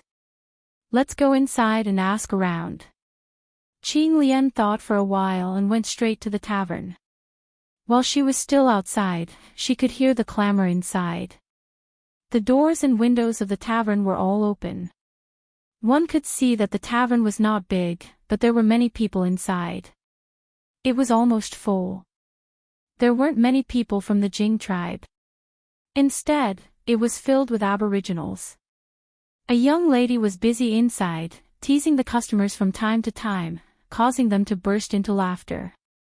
I have never seen someone as lovely as you. If I were a few years younger, I might have snatched you back. A burly man with a big beard laughed maniacally. You have to ask Sir Ren. I am Sir Ren's woman now. The lady inside spoke gently. Her voice was extremely charming and made one's heart skip a beat. Qing Lian entered the tavern and saw the burly man laughing maniacally. She was shocked, took a few steps back, and stared dumbfoundedly at the burly man. The corpse she saw in the afternoon was actually alive. Moreover, it was emitting the energy waves of a cardinal heaven expert. Her gaze subconsciously drifted to the lower half of the burly man's body. It was actually 2 legs. Where did those legs go? The corpse in the room, the eyes that suddenly opened, the 4 legs, and the man at this moment. Strange. It was really too strange. Qing Lian appeared at the door and took a few steps back in shock, attracting the attention of many people in the tavern. Most of them looked at her face and then at the sword on her back. When did such a person from Great Xia come to Lan City? She was quite good-looking. Soon after, everyone turned around and started to drink. Not long after, people started to leave. They were all here for the lady boss. Now that Tong Jinye was here, the others couldn't beat him, especially the children of the officials. They didn't dare to breathe too loudly and left after drinking. When there were fewer people, Qing Lian went in to find an empty table and sat down. Miss, are you from afar? Ning Kaichen sat opposite Qing Lian and looked at her. Sister, you are so beautiful. Qing Lian exclaimed in admiration. She had to admit that the woman in front of her was the most feminine and seductive she had ever seen. Even though she was just sitting there without speaking, her gaze seemed to speak. Her voice was even more seductive after she spoke. If she were a man, she would definitely snatch this woman home. Unfortunately, she was a woman. This damned vixen in front of her. She hated this kind of vixen the most. She seduced men every day. How shameless could she be? Women didn't need a reason to hate women. She's from Great Xia and just arrived today, Qing Lian said in admiration. It's rare to see people from Great Xia. Ning Kaichen laughed. Sister, you haven't seen people from Great Xia before? I haven't seen them in the past 6 months. What would you like to drink, miss? A pot of the best wine. Ning Kaichen served a pot of fruit wine. It tasted sweet and sour, a little astringent, and the wine was cloudy. In Qing Lian's opinion, it was inferior wine. However, it was already considered good wine here. Ning Kaichen sat opposite Qing Lian. She felt cordial when she met people from Great Xia. Qing Lian was even more eager to do so. She was here to inquire about information. Where are you from, sister? Qing Lian asked. I'm also from Great Xia. Ning Kaichen pursed her lips and smiled. We are fellow countrymen after leaving our homeland. Why is sister here? It's not suitable to stay here for a long time. Qing Lian laughed. One could imagine how difficult it was for such a charming woman to live alone in a place full of mountain people and boorish men. Furthermore, she didn't know any martial arts. At the very least, Qing Lian could sense that her qi and blood were that of an ordinary person, at most a little more abundant. In fact, she would be the same if she left her sword. It was just that there were very few sword masters, and most of them lived in the wilderness, deep in the mountains, and she didn't expect that the charming woman who ran a tavern and teased the aboriginals here was actually a sword master. I have a home, but I can't go back. I have nowhere to go and can only drift like duckweed. Ning Kaichen laughed and didn't look disappointed. I heard someone call you sister just now. Is your surname Ning? Do you know the principal of the Black Bamboo Academy? Qing Lian pretended not to care and asked, but she really wanted to hear the other party's answer. Could it be that the gigolo Qi Zixiao was keeping someone else outside? Did Qi Zixiao know? This was Lan City. Could he really hide it from Qi Zixiao? If Qi Zixiao knew, how could he tolerate it? She was a little curious about what was going on. If there was a chance, she wouldn't mind tricking Renbaqian and taking her revenge. My surname is Ning. As for Sir Ren, we can be considered old acquaintances. Qing Lian took note of this and decided to slowly inquire about this matter. She took out a portrait from her bag and asked, Sister, have you seen this person before? Ning Kaichen looked at the person in the portrait and was slightly stunned. She then laughed and said, Yes, I have. Is there something you need from him? Could it be that he did something wrong to you, and you chased him all the way from Great Xia? Qing Lian was overjoyed when she heard this. She thought that she was indeed smart and quick-witted to have found out about this on her first day here.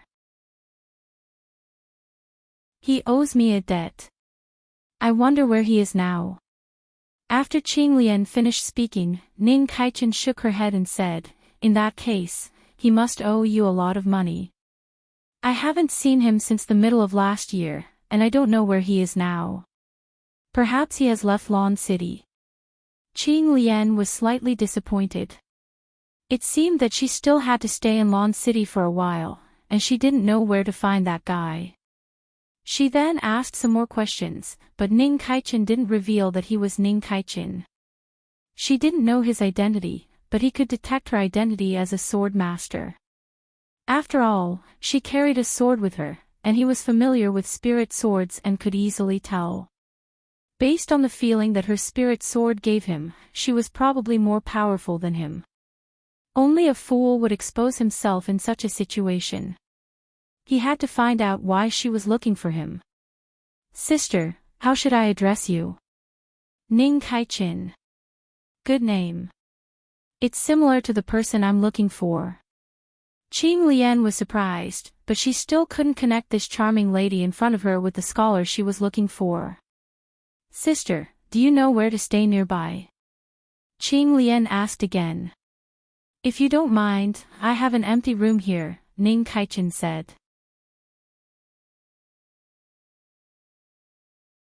Chapter 632. Renbaqian met Qing Lian the next day. He was giving a lesson to the new students when Shi Hu came in to report, Sir, someone is looking for you. It's a woman from Great Xia, and she looks pretty. Someone from Great Xia. Looking for me? Rinpoche thought for a while and asked, did she tell me why she's here? The person from Great Xiao looking for him should be sent by Su Qing. She said that she has some news to inform you, Shihu replied. Rinpoche looked at the time. The next lesson was about to start and said, find a place to let her wait for a while. After a while, Shihu brought Qing Lian to the courtyard, pointed at her feet and said, wait here. He then stood aside and scanned Qing Lian's body from head to toe. Qing Lian's eyes twitched a few times. At least find a room with a chair and tea, but he actually made her wait in the courtyard. Also, this damned guy next to her looked as if he wanted to strip her naked. Coupled with that shameless old thief from yesterday, Qing Lian was sure that everyone in the academy was shameless. She had seen two people like this, which showed the atmosphere in the academy. As the saying went, follow the example of your superiors. What kind of person could Rinpoche be? In addition, he actually made her wait in the courtyard under the sun, which made Qing Lian even more dissatisfied. Especially as time passed, this resentment continued to intensify. But soon, her attention was attracted by a clear voice coming from the classroom. Energy will not disappear out of thin air, nor will it be produced out of thin air. It will only transform from one form to another, or transfer from one object to another. In the process of transformation and transfer, the total amount of energy remains the same. Let me give you the simplest example. Eating is absorbing the energy in food and transforming it into essence blood. During a fight, essence blood will be consumed, so after a fight, one has to eat food to replenish the energy in the body. Teacher, the energy obtained from eating food is obviously not as much as the energy from the food itself. For example, the sharp-toothed tiger can reach the Kismet heaven level. If a four-way heaven person eats a Kismet heaven animal, he won't be able to reach the Kismet heaven level. Qing Lian was very interested in the conversation in the classroom. She subconsciously took a few steps forward to listen more clearly. That's because the energy will dissipate. When an animal died, its body could no longer be controlled, and the energy contained in its body would begin to dissipate. Especially the energy contained in blood essence, which dissipated extremely quickly. After that, this energy would return to the world and drift in the air, and be absorbed by people, animals, or plants. It was just like how crops grew exceptionally well after a rotting corpse was buried underground. The energy in the cells would dissipate more slowly. This was because the cells would not die immediately. Instead, they would die in batches over time. While the cells were still alive, the energy would not immediately dissipate. However, it also consumed energy to maintain the survival of these cells. Therefore, as time passed, the energy in the cells would gradually decrease. Everything in the world is made up of energy. Every cell in those corpses is also made up of energy. This is why we can still replenish our energy by eating animal corpses. Teacher, your words are too disgusting. Tong Lan immediately protested. Although it was true that eating meat was eating animal corpses, it still made them feel a little weird. The energy dissipation that Rinpoche was talking about was the research result of the Messier 87 Department's laboratory. After obtaining the corpses of experts that Rinpoche took away, the laboratory's research on the energy contained in the human body progressed very quickly. The research results were just right for this lecture. Another point is that we are also consuming energy all the time to maintain our own survival. At the same time, every movement we make consumes energy, even the simplest breathing. Rinpoche then used the steam engine and swing that they were researching as examples to illustrate the transformation and transmission of energy, as well as the effects it would be affected. Qing Lian, who was outside, was a little absent-minded. She was shocked by what Rinpoche was talking about. The content of Rinpoche's lecture reminded her of the Sword Master and the Spirit Sword. The Sword Master used his lifespan to support the Spirit Sword. The more powerful the Spirit Sword and the more times it was used, the faster the Sword Master's lifespan would decrease. Using precious herbs and minerals to nourish the sword could reduce the speed at which the sword master's lifespan decreased. Speaking of which, there was a certain similarity with the conservation of energy that Rinpoche had mentioned. Although these things had long been recorded by various seniors, no one had ever explained them like Rinpoche did. His school didn't lecture on the classics and history of Great Xia Academy, the art of war, or the way of governing a country. Instead, it was explaining the fundamentals of this world. Regardless of whether it was right or wrong, the things that he talked about were shocking enough. Putting aside Rinpoche's character, he is indeed capable. What Su Qing said before was right, Qing Lian thought to herself as she continued to listen to what Rinpoche said. Rinpoche continued to talk about internal mechanics. Although she couldn't understand it, she still tried her best to memorize it. Rinpoche only saw her after the morning class was over. However, she wasn't as anxious as she was at the beginning. Instead, she wanted to listen as much as possible. When Rinpoche came out of the classroom, he saw a girl in a gauze dress standing in the courtyard. Not far away, Shi Qing was standing guard at the side as if he was looking at a criminal. He waved at the two of them, turned around, and entered the office. In less than 2 minutes, Qing Lian was brought in. Qing Lian carefully sized up the person sitting in the room. This was the famous gigolo, Qi Zixiao's lover, the poison warrior who killed tens of thousands of people in Great Xia and destroyed the entire 9 pavilions. There was also the principal who had just given a lecture that surprised her. Compared to the aboriginals, he was still skinny, but compared to the Great Xia people, he was already very strong. His face was angular, and he wore a silver and blue robe with cloud patterns. He didn't look like the gigolo that she had imagined. She then swept her gaze to the corner of the room. Sure enough, the corpse that she saw yesterday was no longer there. Thinking about what she saw at the wine shop last night, Qing Lian felt that there was definitely something wrong. However, she was more interested in Rinpoche now. While Qing Lian was sizing him up, Rinpoche was also sizing her up. Her appearance wasn't important. The most important thing was her pair of eyes, which were attractive and unforgettable. "Take a seat. How should I address you?" Rinpoche asked after sizing her up. Qing Lian replied casually. "What kind of news are you going to send me?" Qing Lian retracted her gaze from the corner of the room, took out a letter from her bosom, and placed it on the table. "The Crown Prince of Great Xia has ascended to the throne and is currently transferring troops to Tisua Pass. Su Qing hopes that you can defeat this batch of Great Xia soldiers as soon as possible. Otherwise, if you drag on for too long, there will be many variables when the new troops finish their training." Rinpoche picked up the letter on the table, opened it, and read it carefully before saying, "Thank you for sending this letter. If you are not in a hurry, you can tour around Lan City for a few days." After finishing her sentence, Qing Lian calculated in her mind and said, "I unintentionally overheard Principal Ren's lecture just now. Please forgive me." "It's all right. Lectures are meant for people to listen to," Rinpoche replied indifferently. Qing Lian had an idea and said, "I have an abrupt request.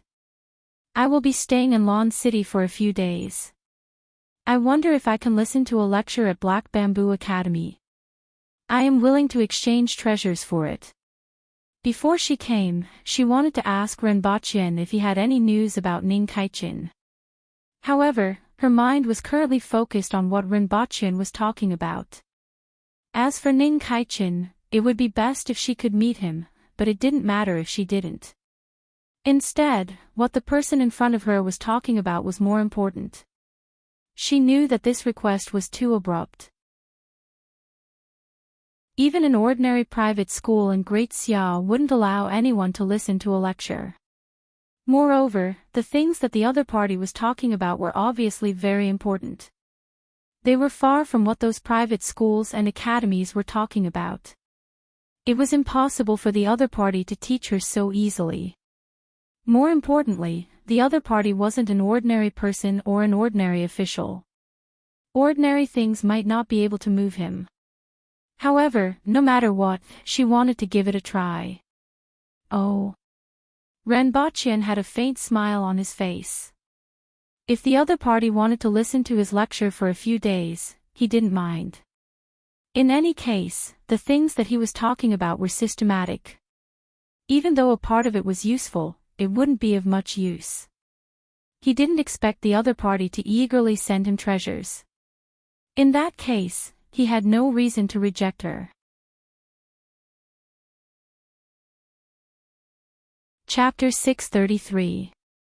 Renbochin had a spurious smile on his face. It was really surprising that someone would take the initiative to give him a gift. However, this spurious smile had a different meaning in Qing Lian's eyes. She thought that Renbochin was concealing his identity and felt that she didn't have anything that could catch his eye. Originally, Qing Lian was only prepared to take out some precious herbs.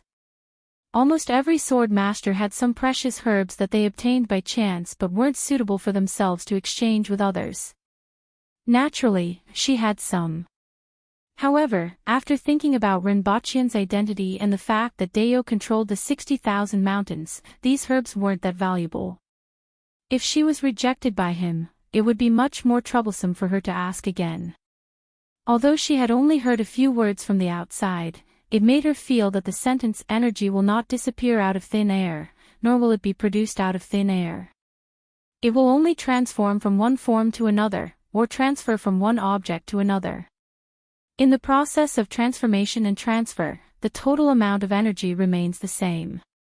Hearing this sentence made this trip worthwhile. There were many cultivation techniques in this world, but only a few were useful to sword masters.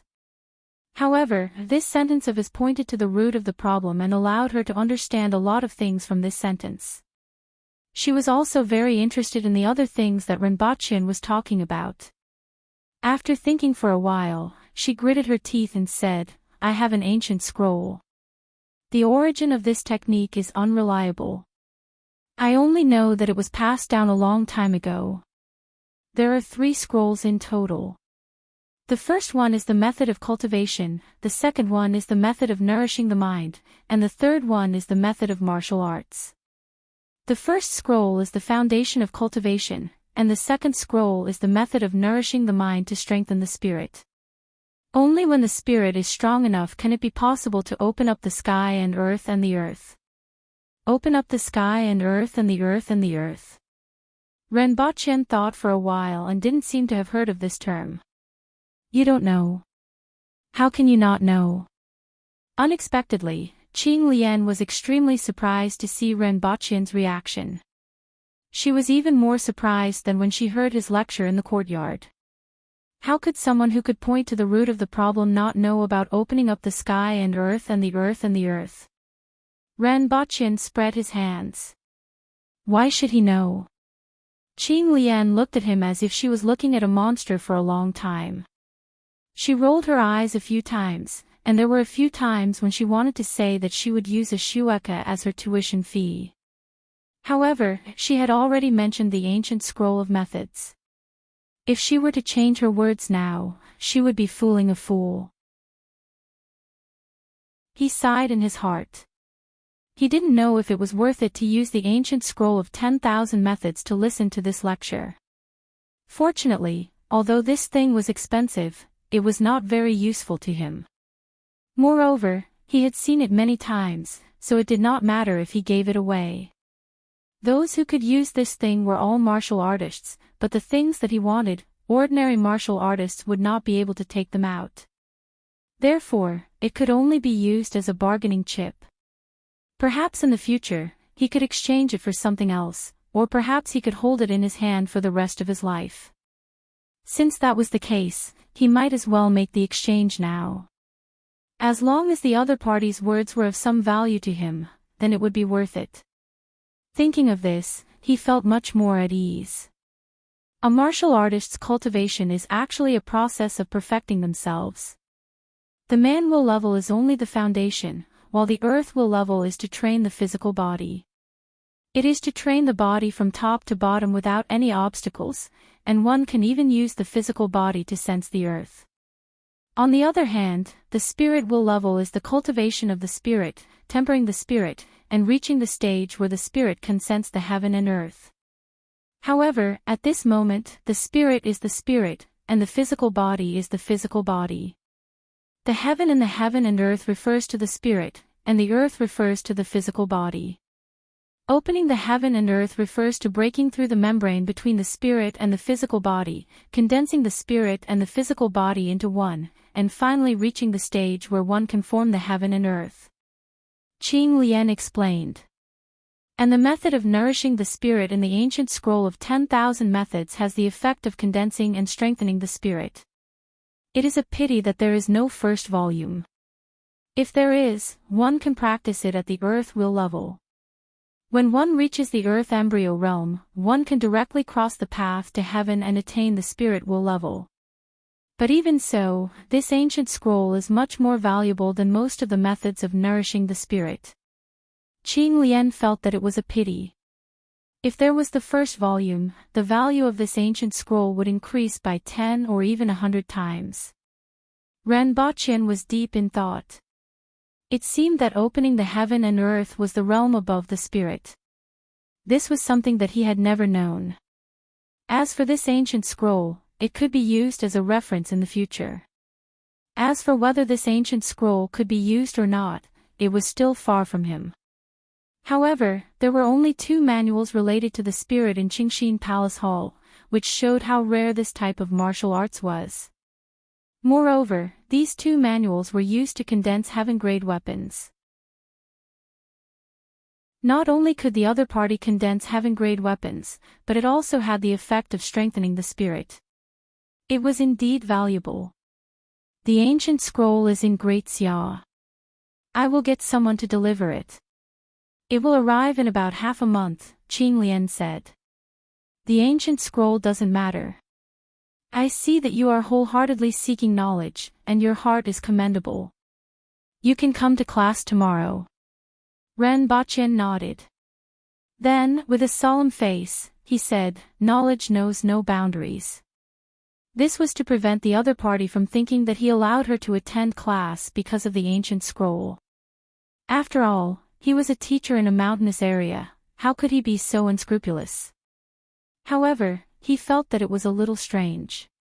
A person who could take out such an ancient scroll was definitely not an ordinary person, let alone a messenger. This woman's identity was probably not ordinary. He didn't know why she came to Lan City and what her purpose was. Ren Baqian's words, knowledge knows no boundaries, surprised Qing Lian. To be able to say such words, his breadth of mind was far beyond that of an ordinary person. He was much stronger than those scholars that she had met before. It seems that I have misunderstood him in the past. This person isn't as unbearable as I thought, Qing Lian thought to herself. She had a much better impression of this legendary gigolo. Qing Lian cupped her fists at Ren Baqian and said, "Thank you, Principal Ren. I will take my leave first." After Qing Lian left, Ren Baqian sat for a while before returning to the palace. The Empress was using a pair of scissors to cut candies from a tree. The candies that were hung up yesterday were already 1/5 gone. They were scattered all over the ground, but the Empress didn't seem to have any intention of stopping. Upon hearing Ren Baqian's footsteps, the Empress turned her head and asked, "Where is the wine pool that you promised me?" "The officials have already discussed the street lamps. If I make another wine pool, I'm afraid that they will impeach me." Ren Baqian spread his hands. "Impeach? What impeach?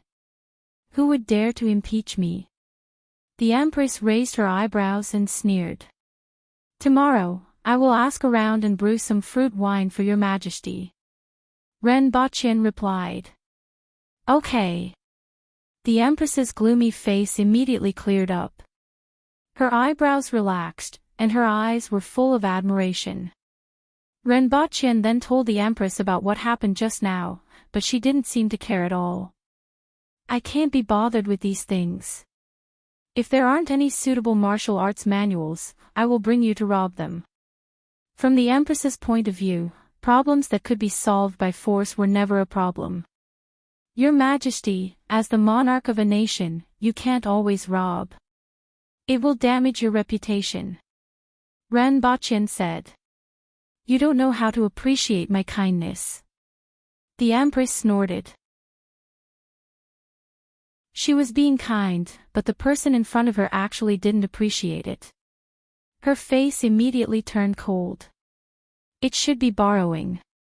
How can you say that I'm robbing? Ren Baqin changed the topic. He then mimicked the Empress's voice and said, I'm here to rob. Hand over all the gold, jewelry, and secret manuals.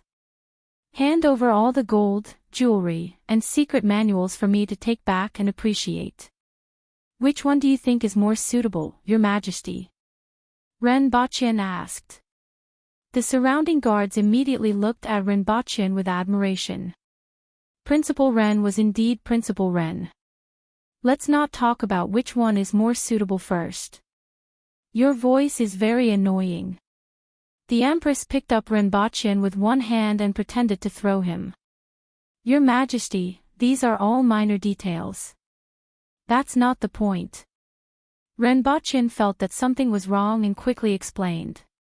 What I pay attention to are the minor details. The Empress didn't listen to his explanation at all and directly threw him onto the candy tree like a sandbag. After a piece of candy fell, the Empress immediately beamed with joy.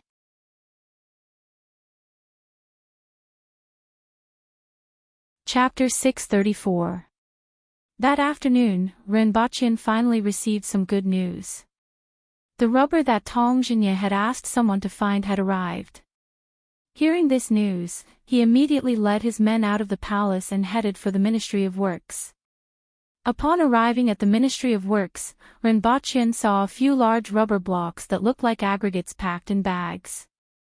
There were white, light yellow, and brown colors. He touched it with his hand and found that it was quite elastic. However, he still had to bring it back to Earth and find someone to test if it could meet his requirements.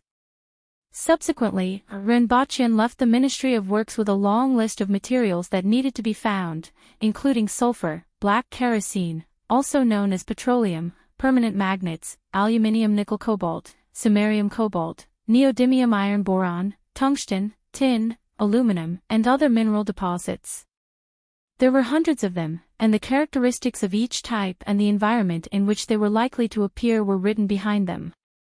It could be said that everything on this list was needed for the development of science and technology. As long as these things were found, most of the problems encountered in the development process could be solved.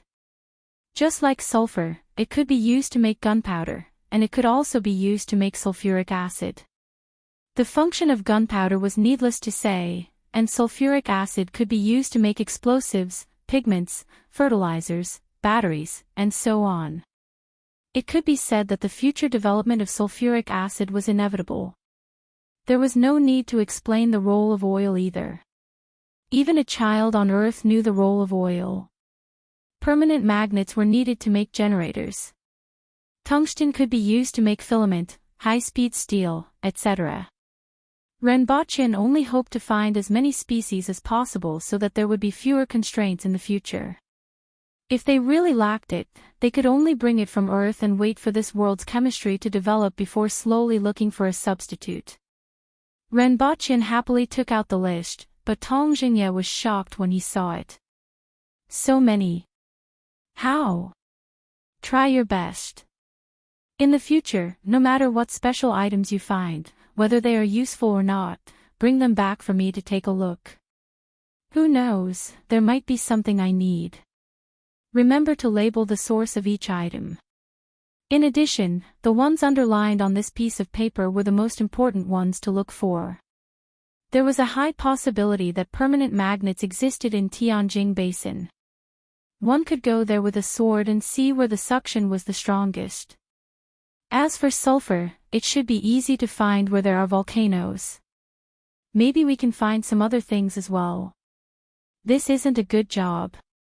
Tong Jinye smacked his lips. How much manpower and resources would it take to find so many things? Moreover, the introductions of many things seemed to be the same, so there was no way to find them. They are all essential things, so you must find them.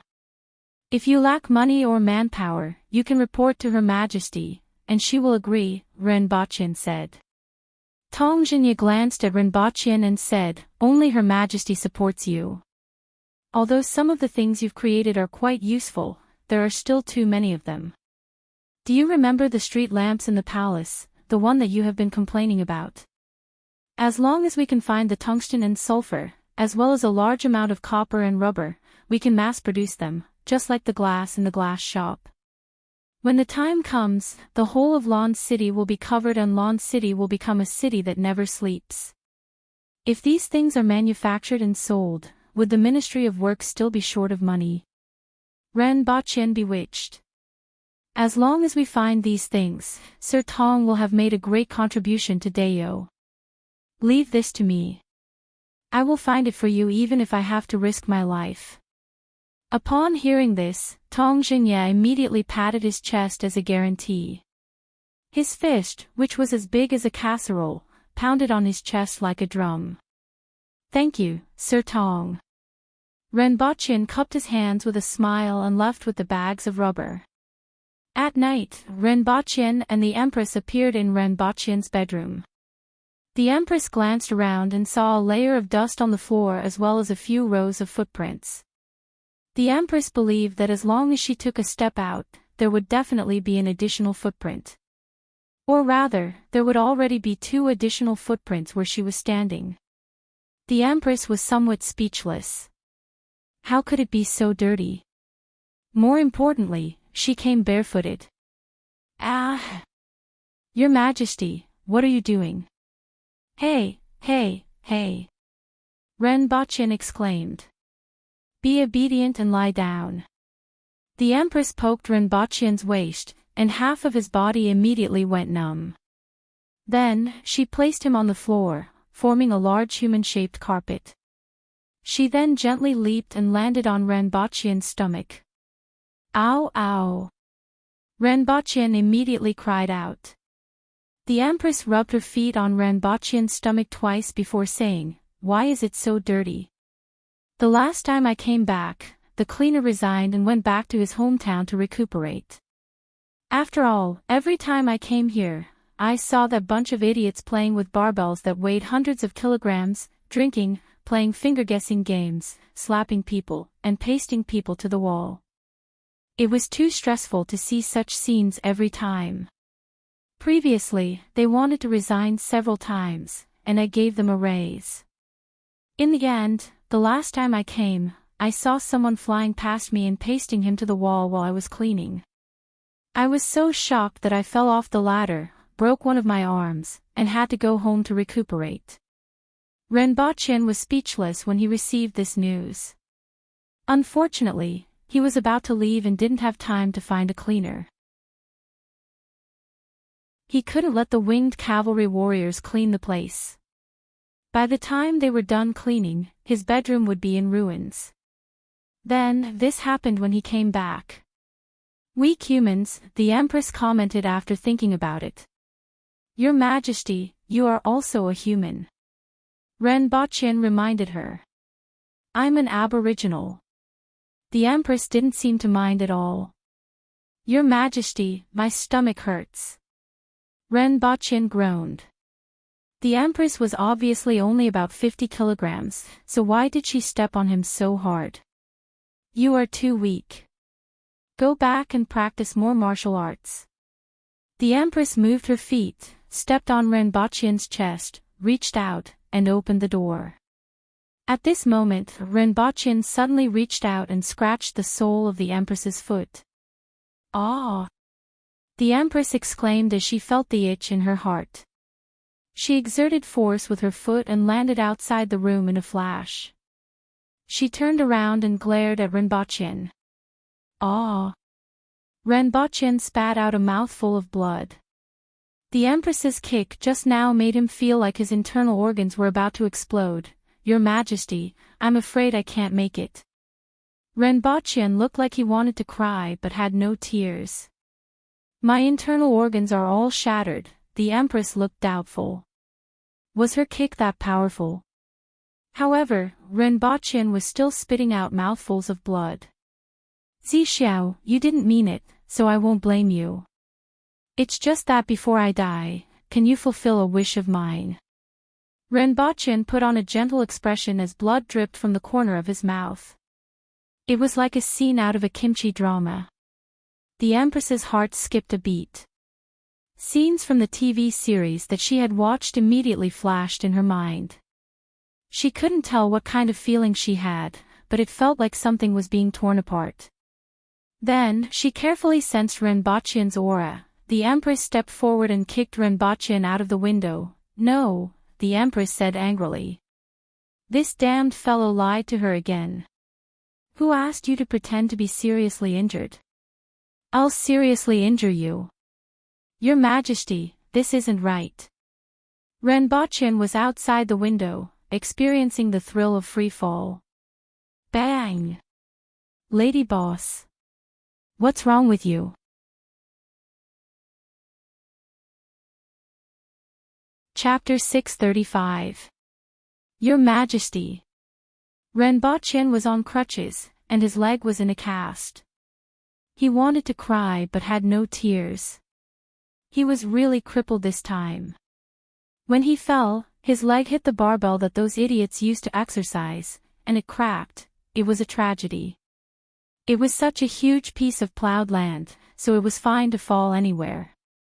Even an ordinary person wouldn't die from the height of the second floor, let alone Renbocchen, who was an intermediate manual expert. But it was such a coincidence that his leg hit the barbell. He was taken away by an ambulance and sent to the hospital to be put in a cast. The Empress felt a little soft-hearted when she saw his miserable appearance, but her reputation was the most important thing in this world.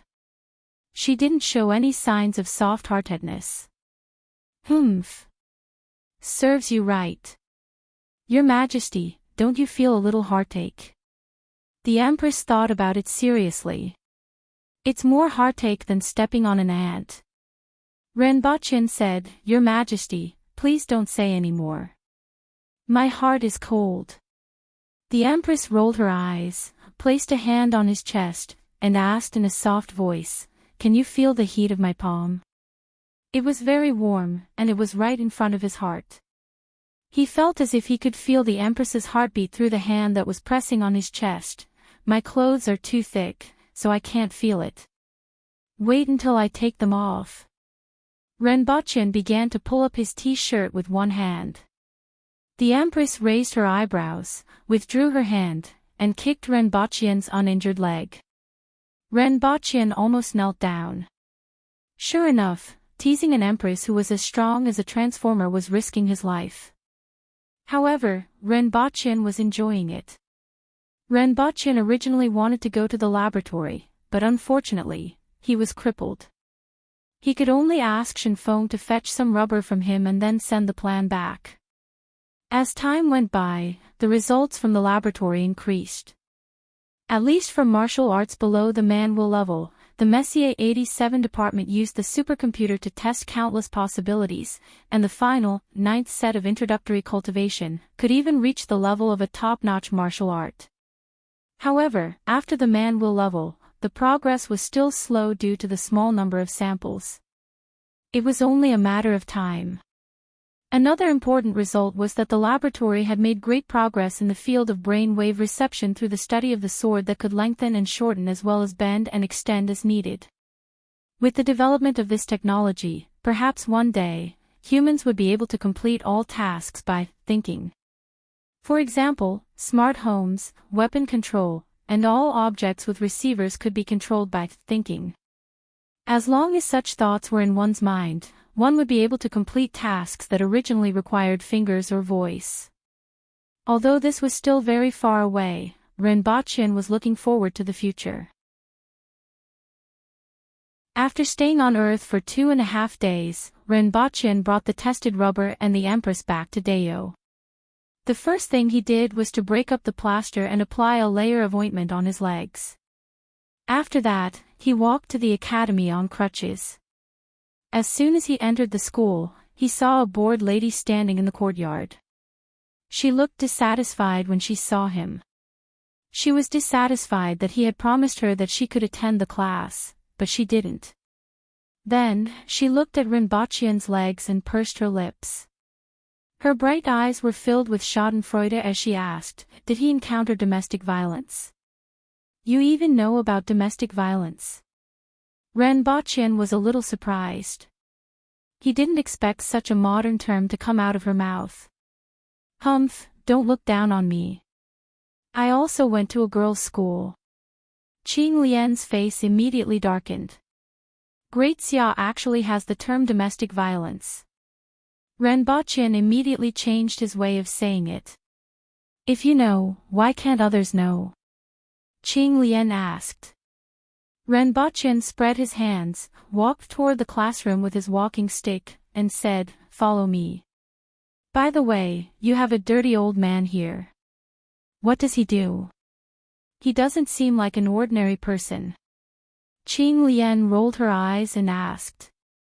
The more she thought about how Li Fu suddenly appeared behind her that day, the more she felt that it was strange. How could she be bullied from behind without realizing it?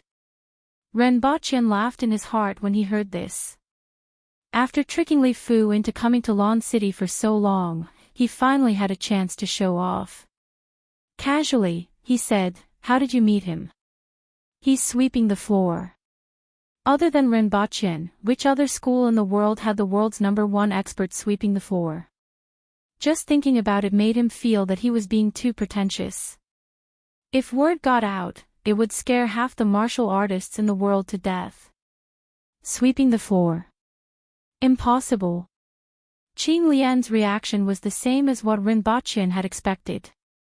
There are a lot of things that are impossible. Rinpoche continued to act nonchalantly and acted as if he didn't care. Qing Lian was suspicious. Could it be that she was too focused that day and didn't notice that he was behind her? Was he actually not the exceptional expert that she thought he was? However, the speed and strength of his kick couldn't be faked. How could such a person be sweeping the floor here? As she thought about it, Qing Lian slowed down and fell behind Rinpoche. Rinpoche entered the classroom and coughed. The originally noisy classroom immediately quietened down. From today onwards, there will be an auditing student who will be learning with you. Rinpoche said and then called out, come in. Someone from Great Xia. Qing Lian had just entered the classroom when there was an uproar. Tong Lan flipped over and landed on the table. It was as if she would pounce on them in the next second. Be quiet and sit down, especially you. What do you look like now? A female monkey. Rinpoche reprimanded. He's someone from Great Xia. Tong Lan pointed at Qing Lian and shouted. In the future, many of you will become officials. Don't treat the things that you will face with a black and white mindset. Only children will do that. Just like Great Xia, even though they are enemies now, they aren't a monolithic entity. There are enemies and some who aren't enemies. What we need to do is to turn our enemies into dead people and then turn those who aren't enemies into enemies instead of killing everyone indiscriminately. Rinpoche reasoned with the students calmly. Tong Lan, Shurgan, Qing Lian, everyone's faces were filled with shock and awe. Turning those who weren't enemies into enemies and then turning them into dead people? What was the difference between this and indiscriminately killing everyone with a rod? Introduce yourself. Rinpoche said to Qing Lian with satisfaction when he saw that everyone had quietened down. Ah. Qing Lian really wanted to ask Rinpoche if what he said was right. However, she swallowed her words and said, I'm Qing Lian. I'm not your enemy.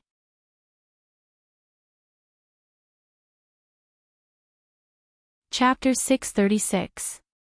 On the first day of class, Qing Lian discovered a serious problem. She couldn't understand Rinpoche's lecture at all. At first, when Renbochin said that today's topic was electricity, she was full of anticipation and even a little surprised. No matter when, lightning was the most powerful force that was most difficult for humans to control. More importantly, the name of her sword was Thunderclap. It wasn't that the sword was as fast as lightning, but that this sword was really related to lightning. Therefore, when Qing Lian heard that Renbochin was going to teach her about electricity, she was pleasantly surprised. She didn't expect to hear such an important thing on the first day. Then, her expectant gaze gradually froze. She couldn't understand what they were talking about electrons, atoms, molecules, and electric charges at all. Renbochin also gave everyone silk and glass rods for the experiment. She didn't understand at all and could only watch the students from the back. Or rather, her pride didn't allow her to do things that looked childish like those kids. She was still very curious about what Renbochin was talking about.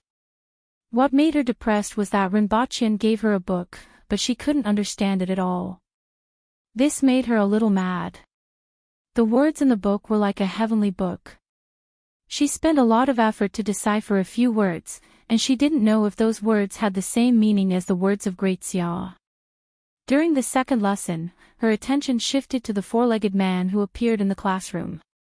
This was because she had seen this man outside. He had 2 legs and was very powerful. However, the man in the classroom didn't have any vitality and was like a corpse. Although he could move and speak, his voice always sounded stiff and extremely weird. It was as if he was prepared to say something. Aren't they the same person? Qing Lian quickly realized this problem. No matter how she thought about it, they weren't the same person. After school, she couldn't help but look for Renbochin and said, "Principal Ren, I don't understand these words." Qing Lian was very reluctant to say this because it made her feel like she was illiterate. However, this was the truth. "Oh, you should study with the new students. They will teach you how to read." Renbochin smiled. Qing Lian's expression suddenly changed. The new students were all older children.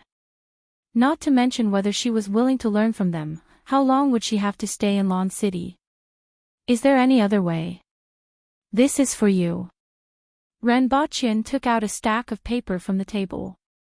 On the paper were the words in simplified Chinese characters of this world that he had marked before. It was equivalent to a dictionary. Remember to return it to me when you're done. Thank you. Qing Lian was delighted when she saw the content on the topmost piece of paper. With this, it would be much more convenient. You can ask if you don't know, Renbochin replied. Qing Lian nodded. The problem now was that she didn't know anything. It seemed like she could only go back and figure out the words first. After bidding farewell to Renbochin, Qing Lian left the academy. As she walked past the imperial city, she took a deep look in its direction. The 5th most powerful expert in the world, Qi Zixiao, was inside. She wondered what kind of woman she was. Wrong, she was the 4th most powerful expert in the world. However, not many people knew about Ting Yu's death. Most people still thought that she was the 5th most powerful expert in the world. As a result, Li Yuanzhu and Qi Zixiao were ranked 3rd and 4th in the world. The two of them were about the same age. Li Yuanzhu was a few years older, but she could already be considered a heaven's pride. In terms of strength, Qi Zixiao should be weaker than Li Yuanzhu. However, in a few more years, Qi Zixiao would probably not be weaker than the current Li Yuanzhu. Renbochin was really envious of their talents. As a sword master, she didn't have the opportunity to cultivate, and her lifespan was much shorter than theirs. She would probably age like those ordinary people after 10 or 20 years, while they would still be able to maintain their current appearance. At the thought of this, Qing Lian felt a little regretful and sad. When she was young, she also had the dream of becoming an expert in the world. Although her current strength wasn't considered weak, she was unfortunately a sword master. Just as she was feeling emotional, she suddenly heard an ear-piercing sound coming from the side. The thunder behind her also trembled as if it was warning her. Qing Lian dodged it, and a stone smashed into the flagstone beside her, smashing it into pieces. A little girl who was about 10 years old, dressed in a white silk robe, stood on top of the wall and looked at her with a fierce expression. "Hey, great Xia citizen!" Tong Lan shouted from the top of the wall. Her voice was as clear as a silver bell. "Humph, didn't your parents teach you to be polite?" Qing Lian said unhappily. "Grandfather has always told me to kill anyone from Great Xia first. Only dead Great Xia people are good people." Tong Lan leaped down from the wall and walked to Qing Lian in a few steps. "Draw a circle." Tong Lan leaned forward, and the tip of her nose was almost in front of Qing Lian's chest. When she saw the mountain range on Qing Lian's chest, Tong Lan felt even more disgusted with this woman. "Ah. Draw a circle. If you win, I won't find trouble with you in the future. If you lose, don't let me see you again." Tong Lan stared at the mountain range in front of her and said word by word. "You are cross-eyed," Qing Lian suddenly said. Tong Lan's face turned bright red, and she retreated a few meters away in a flash. "Don't say such useless things. If you lose, don't ever appear in front of me again." Tong Lan put her hands on her waist and stared at Qing Lian with a red face. "You were really cross-eyed just now. Also, I said before that we are not enemies," Qing Lian said. "Humph, in any case, only dead Great Xia people are good people. Next is Great Xia people who are out of sight." Tong Lan raised her small face slightly. "What exactly do you want?" "I said before that we will draw a circle and have a competition. Whoever is knocked out of the circle first will lose." Qing Lian looked at the tiny child in front of her and felt somewhat helpless. These aboriginals, all had a bad temper. She wasn't afraid of the other party. No matter how she looked, the other party was only about 10 years old. Furthermore, she could feel that the other party was weaker than her. However, why did she have to fight with the other party? One had to know that every time a sword master uses a spirit sword, he consumes his lifespan. If I don't agree, I'm afraid that the other party will always find trouble with me in the future. That would be a headache for me. This bet isn't very fair to me. The price I have to pay is much higher," Qing Lian said. "This is Dao, not Great Xia. What kind of fairness do you want? However, I won't bully you." "Say it." Tong Lan put her hands on her waist and told the other party whose territory this was. Following which, her tone changed. "If I lose, I won't appear in front of you again. If you lose, you have to respectfully address me as sister whenever you see me. If anyone finds trouble with me, you have to be responsible for settling them. Do you think I'm a fool? If you return to Great Xia, do you think I have to go there to protect you?" Tong Lan said with disdain. "Only in Lan City. Or, I can narrow it down to only the academy. As long as someone from the academy finds trouble with me, you have to be responsible for settling them," Qing Lian said. Even though she had only stayed at the academy for a day, she could tell that this girl was different from the others. Not only was she the youngest, but many people seemed to be afraid of her. In this way, as long as I win against this little girl, I won't have to worry about anyone finding trouble with me anymore. This will also prevent similar incidents from happening in the future. Shirgan, do you think Tong Lan can win? A few young men and women squatted in the corner and watched the scene on the street. Tong Lan was using the tip of her foot to draw a big circle on the ground. There were only a few people watching from a distance. Fortunately, this was in Beihong district, which was close to the palace. If there was such a popular entertainment in a crowded place, there would probably be a group of people holding nuts and shaved ice waiting there. I don't know. Logically speaking, given little Tong Lan's strength, there aren't many people in Great Xia who can defeat her. I don't feel any danger from this woman, but I feel that her aura is a little strange. One of the young men was sure gone. Sure gone, with the few of us squatting here, will anyone find trouble with us? One of the young men said with a cheeky smile. The few of them were squatting on the top of the wall of the Sure family's residence. They hadn't forgotten the situation after they broke through the Sure family's wall. You can choose to go down there. I'm sure no one will find trouble with you. Sure Gon rolled his eyes. The view here is better. That young man looked around and felt that this was the best place to go. Should we inform Yague? Someone else asked. By the time Yague arrives, the fight will be over. Besides, he's just a person from Great Xia, someone immediately said with disdain. Forget it, let's stay here and watch. The person who spoke gave up the idea after some thought.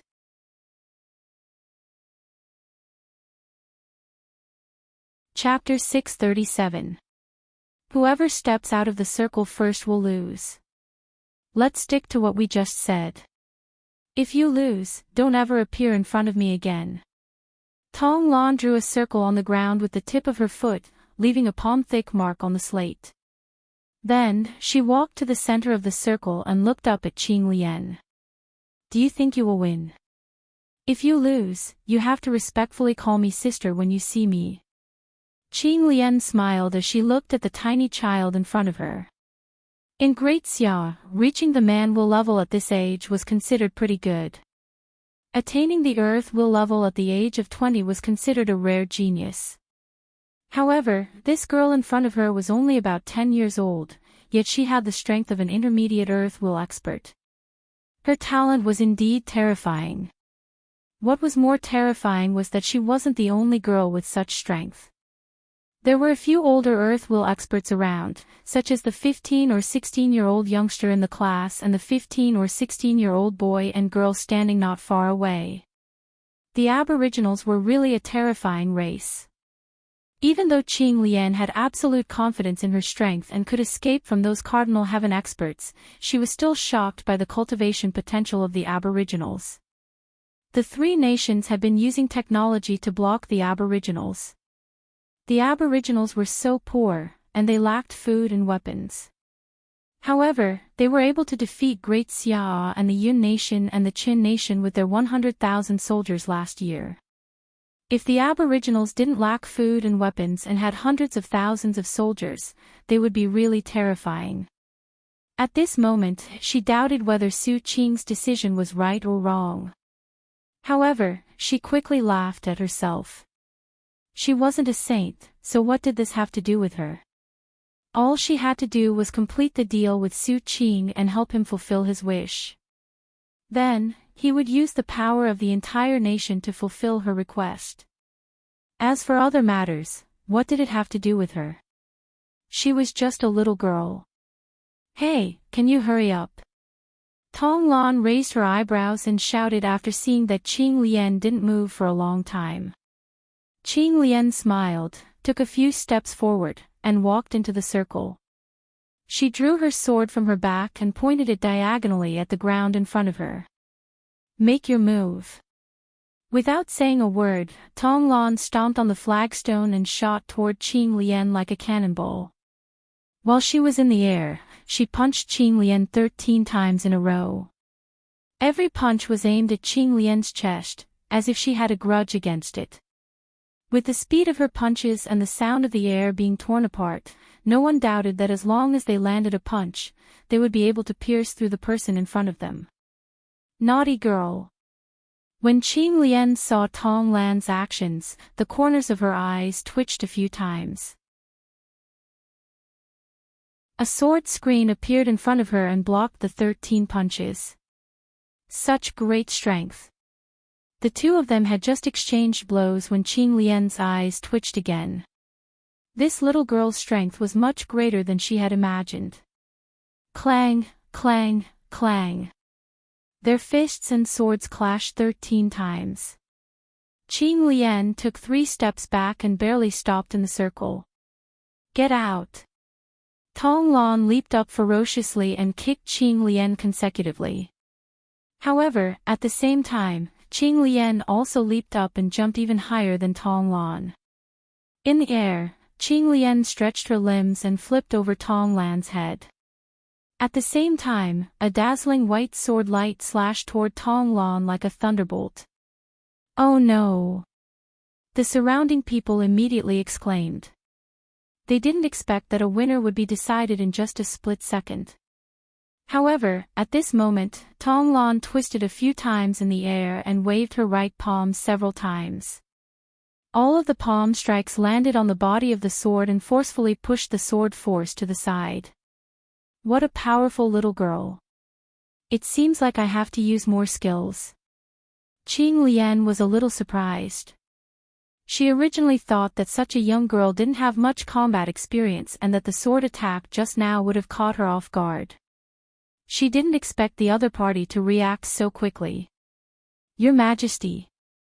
Tong Lan's expression changed the moment she landed and looked behind Qing Lian. Tong Lan's voice gave everyone a shock. Why would Her Majesty appear here? They immediately turned their heads to look. Qing Lian's heart skipped a beat. She wanted to turn her head back, but she forcibly stopped herself from twisting her neck. From the corner of her eye, she saw the little girl rushing toward her. This little girl is evil. Qing Lian thought to herself. I almost fell for it. Tong Lan's petite body got close to Qing Lian's body and directly used her shoulder to knock Qing Lian. She used one hand to block Qing Lian's backhand sword and followed up with a kick to the groin. She forced Qing Lian to retreat and continued to attack while saying, Why must you come to the school? Can't you just leave? You won't understand even if you come. They say that big breasts have no brains. Since your breasts are so big, your brain must be full of gravy. Don't tell me you have taken a fancy to that gigolo. That won't do. Her Majesty will beat you to death. Even if she doesn't beat you to death, she will still skin you alive. Tong Lan suddenly had a look of realization and said seriously. This little girl deserves to be slapped. The more Qing Lian listened to Tong Lan's words, the angrier she got. This little girl looked pretty good, but her words and actions were really infuriating. She used underhanded tricks one after another and kept muttering trash talk, which was very annoying. Who did Tong Lan learn this from? Shirgan and the rest were a little confused when they saw this scene. They didn't know Tong Lan was like this in the past. She actually had so many underhanded tricks and so much trash talk, it definitely wasn't taught by Minister Tong. Shirgan said with certainty. Although Minister Tong also liked to bicker with Minister Qin, both of them would fight after a few words, unlike Tong Lan who could fight and talk at the same time. Do you guys think she looks a little like someone?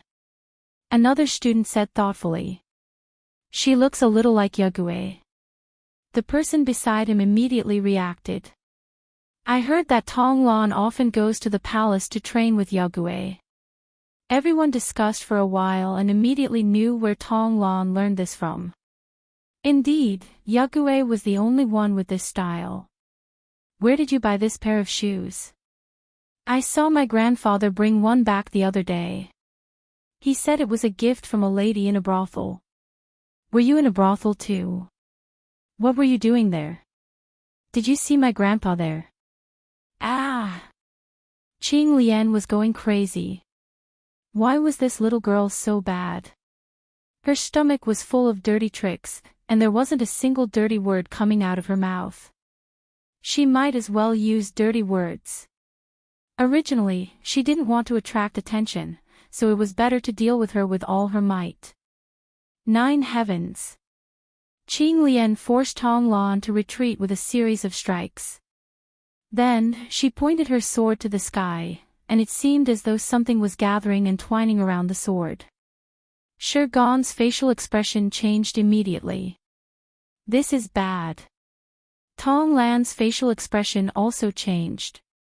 She kicked her feet repeatedly, and two shoes came out of her feet and flew towards Qing Lian's face.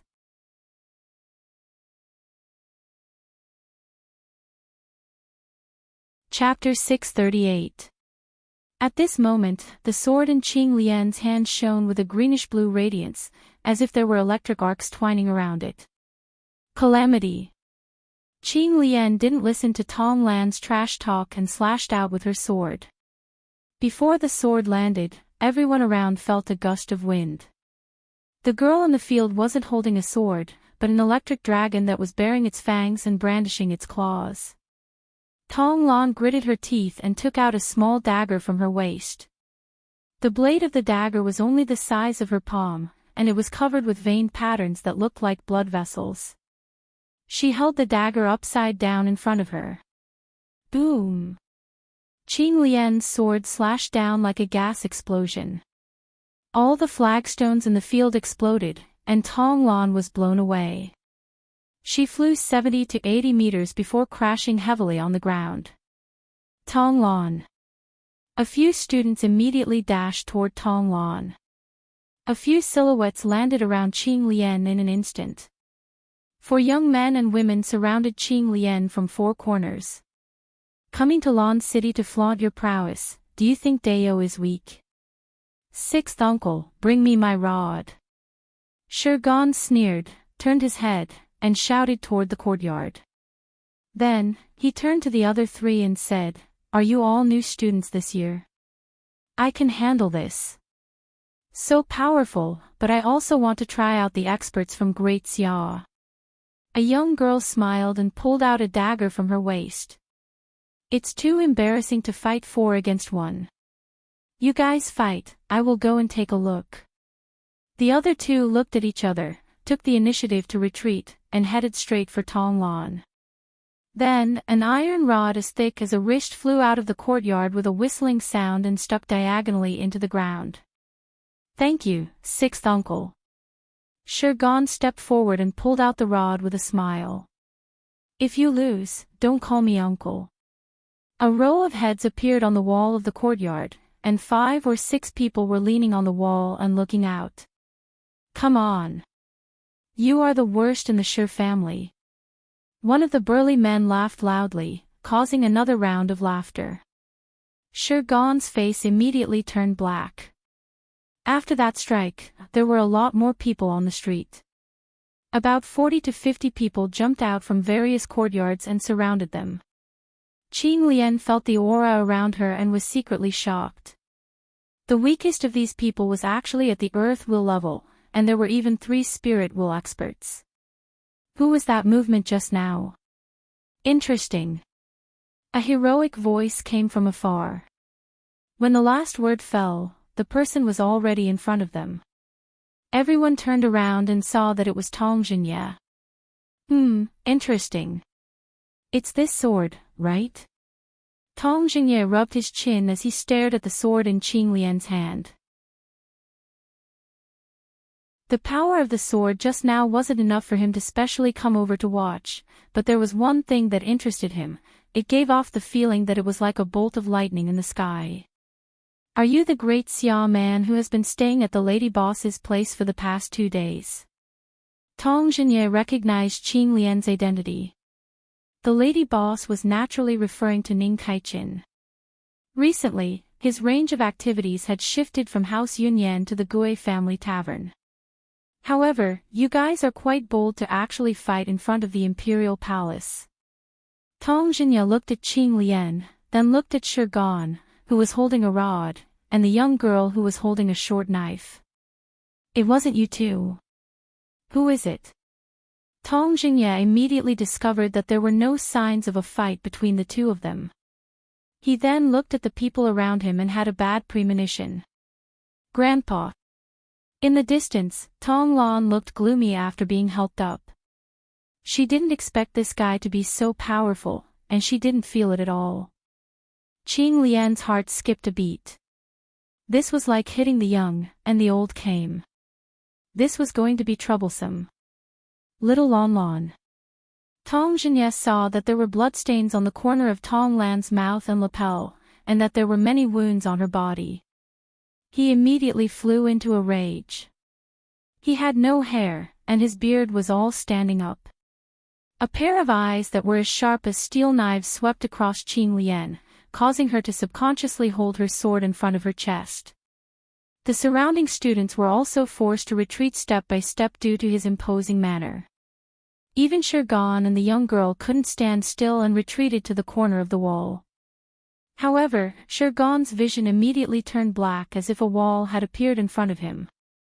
6 burly men stood in front of him and watched the scene with folded arms.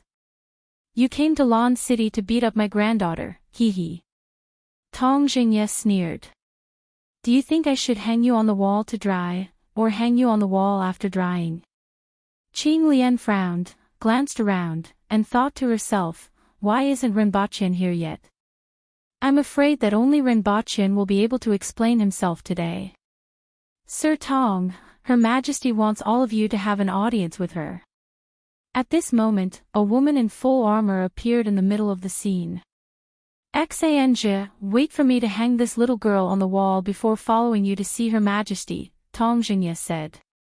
"Her Majesty wants all of you to have an audience with her." Xange repeated. "Grandpa, I was the one who asked her to draw the circle." "It has nothing to do with you," Tong Lan said as she was supported by someone. "You are my granddaughter." Tong Jinye glared at her. "Why are you getting involved in the affairs of women?" Tong Lan said disdainfully. Tong Jinye was speechless. "Forget it, let's go and see Her Majesty." Tong Jinye withdrew his surging imposing manner. Seeing this, Qing Lian heaved a sigh of relief, but immediately became nervous again. She didn't expect to see Qi Zixiao under such circumstances. She heard that Qi Zixiao was a rather unreasonable person, and she didn't know how she would be treated. Of the 36 stratagems, the safest would be to escape. Although there were many experts around, he could still escape if he wanted to. "Sheath your sword and follow me to the palace to see Her Majesty." Xange walked to Qing Lian and said coldly. "All right." Qing Lian clenched her teeth and sheathed her sword. After thinking about it, she still felt that the things that Rinpochen talked about were rare and couldn't just leave like that. As long as Rinpochen was there, she would be fine, right? Not to mention, Su Qing and Rinpochen were still cooperating. At this moment, she felt that Su Qing's cooperation with Rinpochen was the right choice, but she forgot that she wouldn't be here if it wasn't for Su Qing. A moment later, she, Tong Lan, Tong Jinye, and the others were brought into a large hall. "Wait, Her Majesty will see you in a while." Xange disappeared after saying this. Tong Jinye touched his chin and asked, "I don't seem to have anything to do today. Why am I here? Even Her Majesty can't stand seeing you get involved in the affairs of women." Tong Lan said. Shirgan and the others grinned and had to hold back their laughter. Tong Jinye's face immediately turned black as he glared at Tong Lan. "Your Majesty, they are waiting in Hanyuan Palace Hall." Xange appeared in the Empress's bedroom and cupped her fists. "Oh, let them wait a little longer." The Empress concentrated on playing Candy Crush and said, "Wait for Rinpochen to come back first." "Your Majesty, move this over." Hongwuan whispered from behind the Empress. "I know." The Empress quickly moved the mouse. After a while, Rinpochen arrived at the bedroom. Hongwuan and Qing Yuan made way for him when they saw him approaching. Rinpochen sniffed the Empress's hair before saying, "Your Majesty, you bathed in purple orchids today." "It was yesterday." The Empress snorted. "To me, Your Majesty is always in the present." Rinpochen whispered into her ear. "Move further away, it tickles." The Empress shrank her neck and hit him on the head with the back of her hand, causing a bump to swell up. "However, what you said just now was rather interesting." The Empress put down the mouse and muttered, "Everyone is always in the present." Then, she seemed to have thought of something and fell into deep thought. Your Majesty. Renbochin called out softly. Sir Ren, don't disturb Her Majesty. She might be enlightened about something. Hong Wuan gently patted Renbochin. Enlightened about what? Renbochin was puzzled.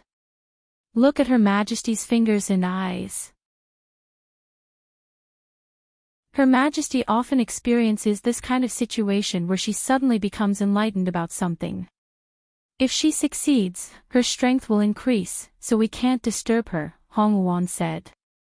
Renbochin walked to the front of the Empress and found her making a strange gesture with her fingers. Her eyes were narrowed into slits, and there seemed to be a red glow flowing through them. Renbochin opened his mouth. Was this the legendary epiphany? Did the Empress often experience this kind of situation?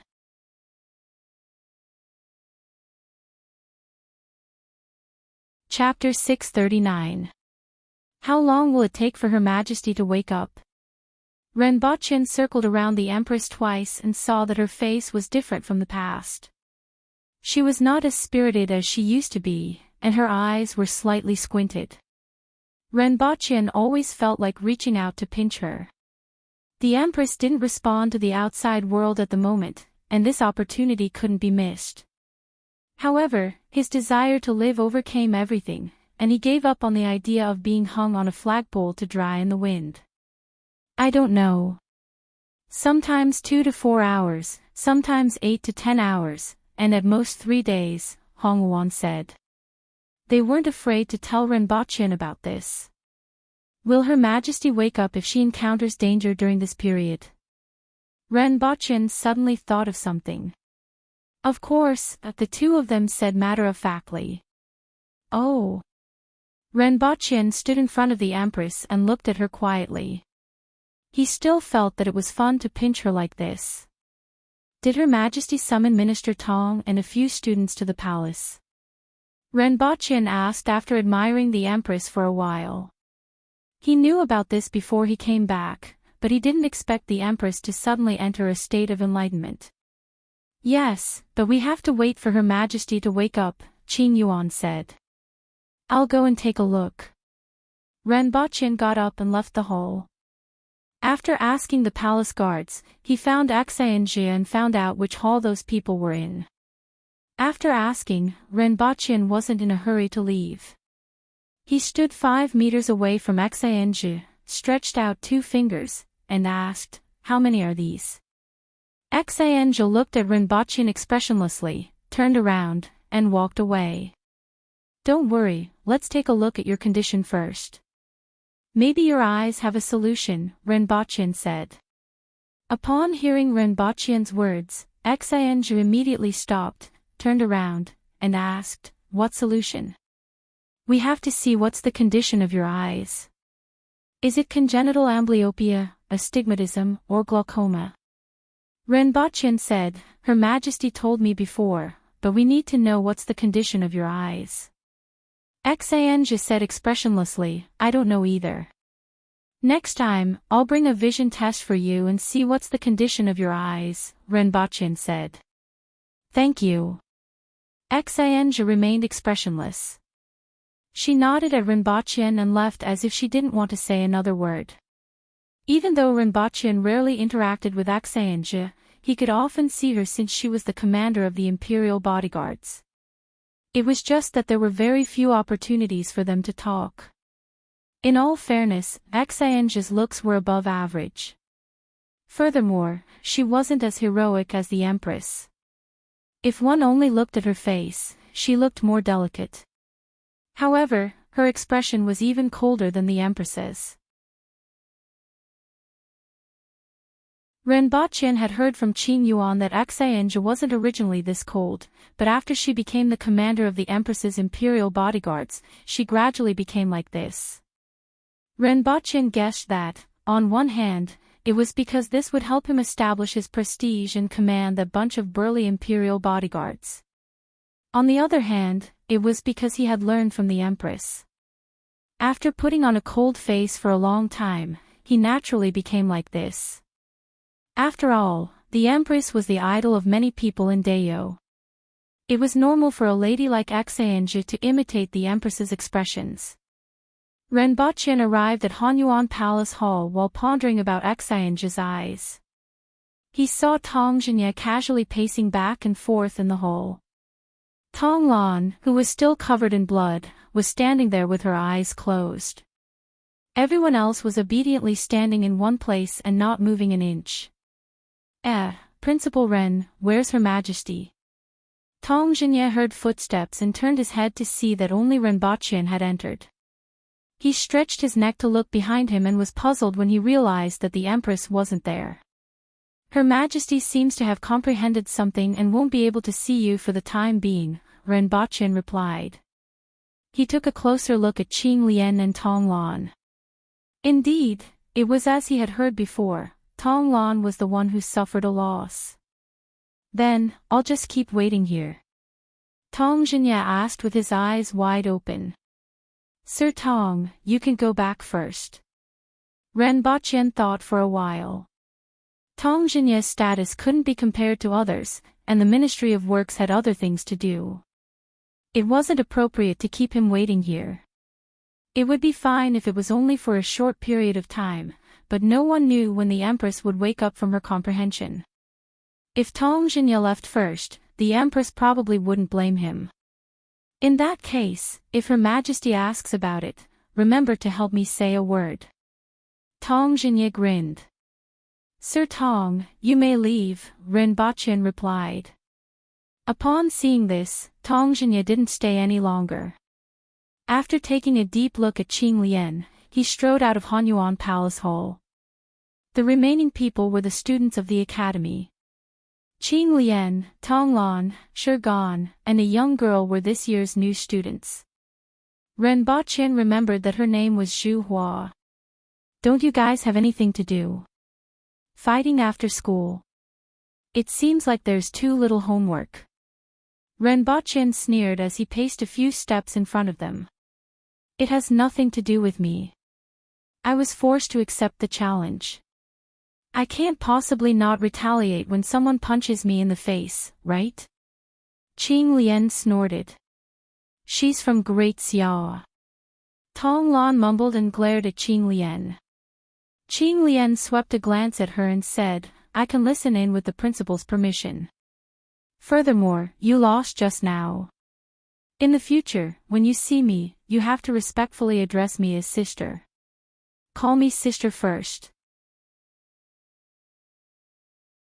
Tong Lan opened her mouth and wanted to retort, but no matter what, it was a fact that she had lost. If he were to abide by the terms of the bet, he would have to address this damned Great Xia person as sister every time he saw her in the future. That would be worse than killing her. But if she didn't abide by the bet, she wouldn't be able to get over it. A dirty move was a dirty move. She understood that if she was willing to bet, she had to be willing to lose. In any case, no matter which choice she made, it would be very uncomfortable. The more she thought about it, the more depressed she became. Finally, she screamed, tilted her head, and slammed it into Gan. Why did you bump into me? Gan said grumpily as he dodged to the side. My head is itchy. Tong Lan was going crazy.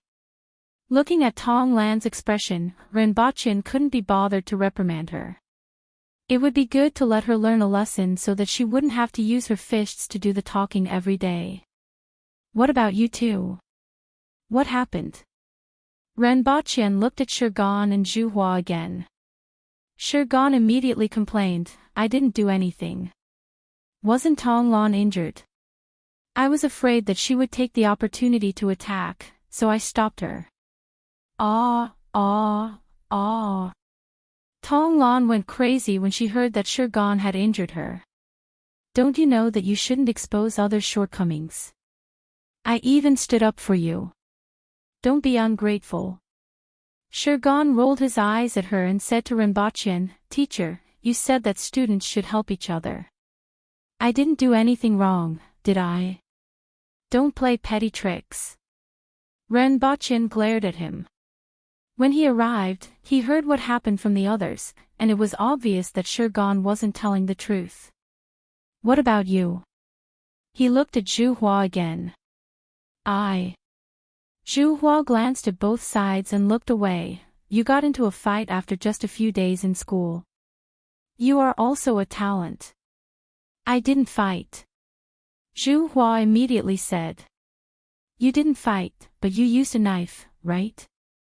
Ren Baqian sneered. This group of students was really talented. They brought knives, daggers, and swords to school. He wondered if they would bring mace in the future. I only took out a knife and didn't fight, Zhu Hua argued. Humph. According to the law, fighting in private in Lon City without reporting to the Public Order Bureau will be punished with 3 lashes. Furthermore, this matter was brought to the attention of Her Majesty. Your crime will be increased by 10 times, and each of you will be punished with 30 lashes. Now that Her Majesty is busy and can't take care of you, I will give you a chance to copy the 3-character classic 100 times each. You can go home when you finish. Starting tomorrow, you will have to clean the toilets for a week. Ren Baqian said. When they heard this, their faces immediately turned bitter. Whether it was copying the 3-character classic 100 times or cleaning the toilets, it was like torture to them, and it wasn't much better than being whipped. Furthermore, it had always been 1 more crime. How could there be 10 more crimes? I don't accept this. Qing Lian's eyes widened. She, a great expert, actually had to copy books and clean toilets in Lon City. This couldn't be tolerated. If you want to listen in, you have to abide by the rules here, Ren Baqian said coldly. This matter has already been brought to the attention of Her Majesty. Do you think you can escape? Teacher, I'm hungry. Shurgon licked his face. Since you are so energetic, it's fine to starve for a few meals. Ren Baqian left everyone in the hall and went out to get someone to bring him pen and paper.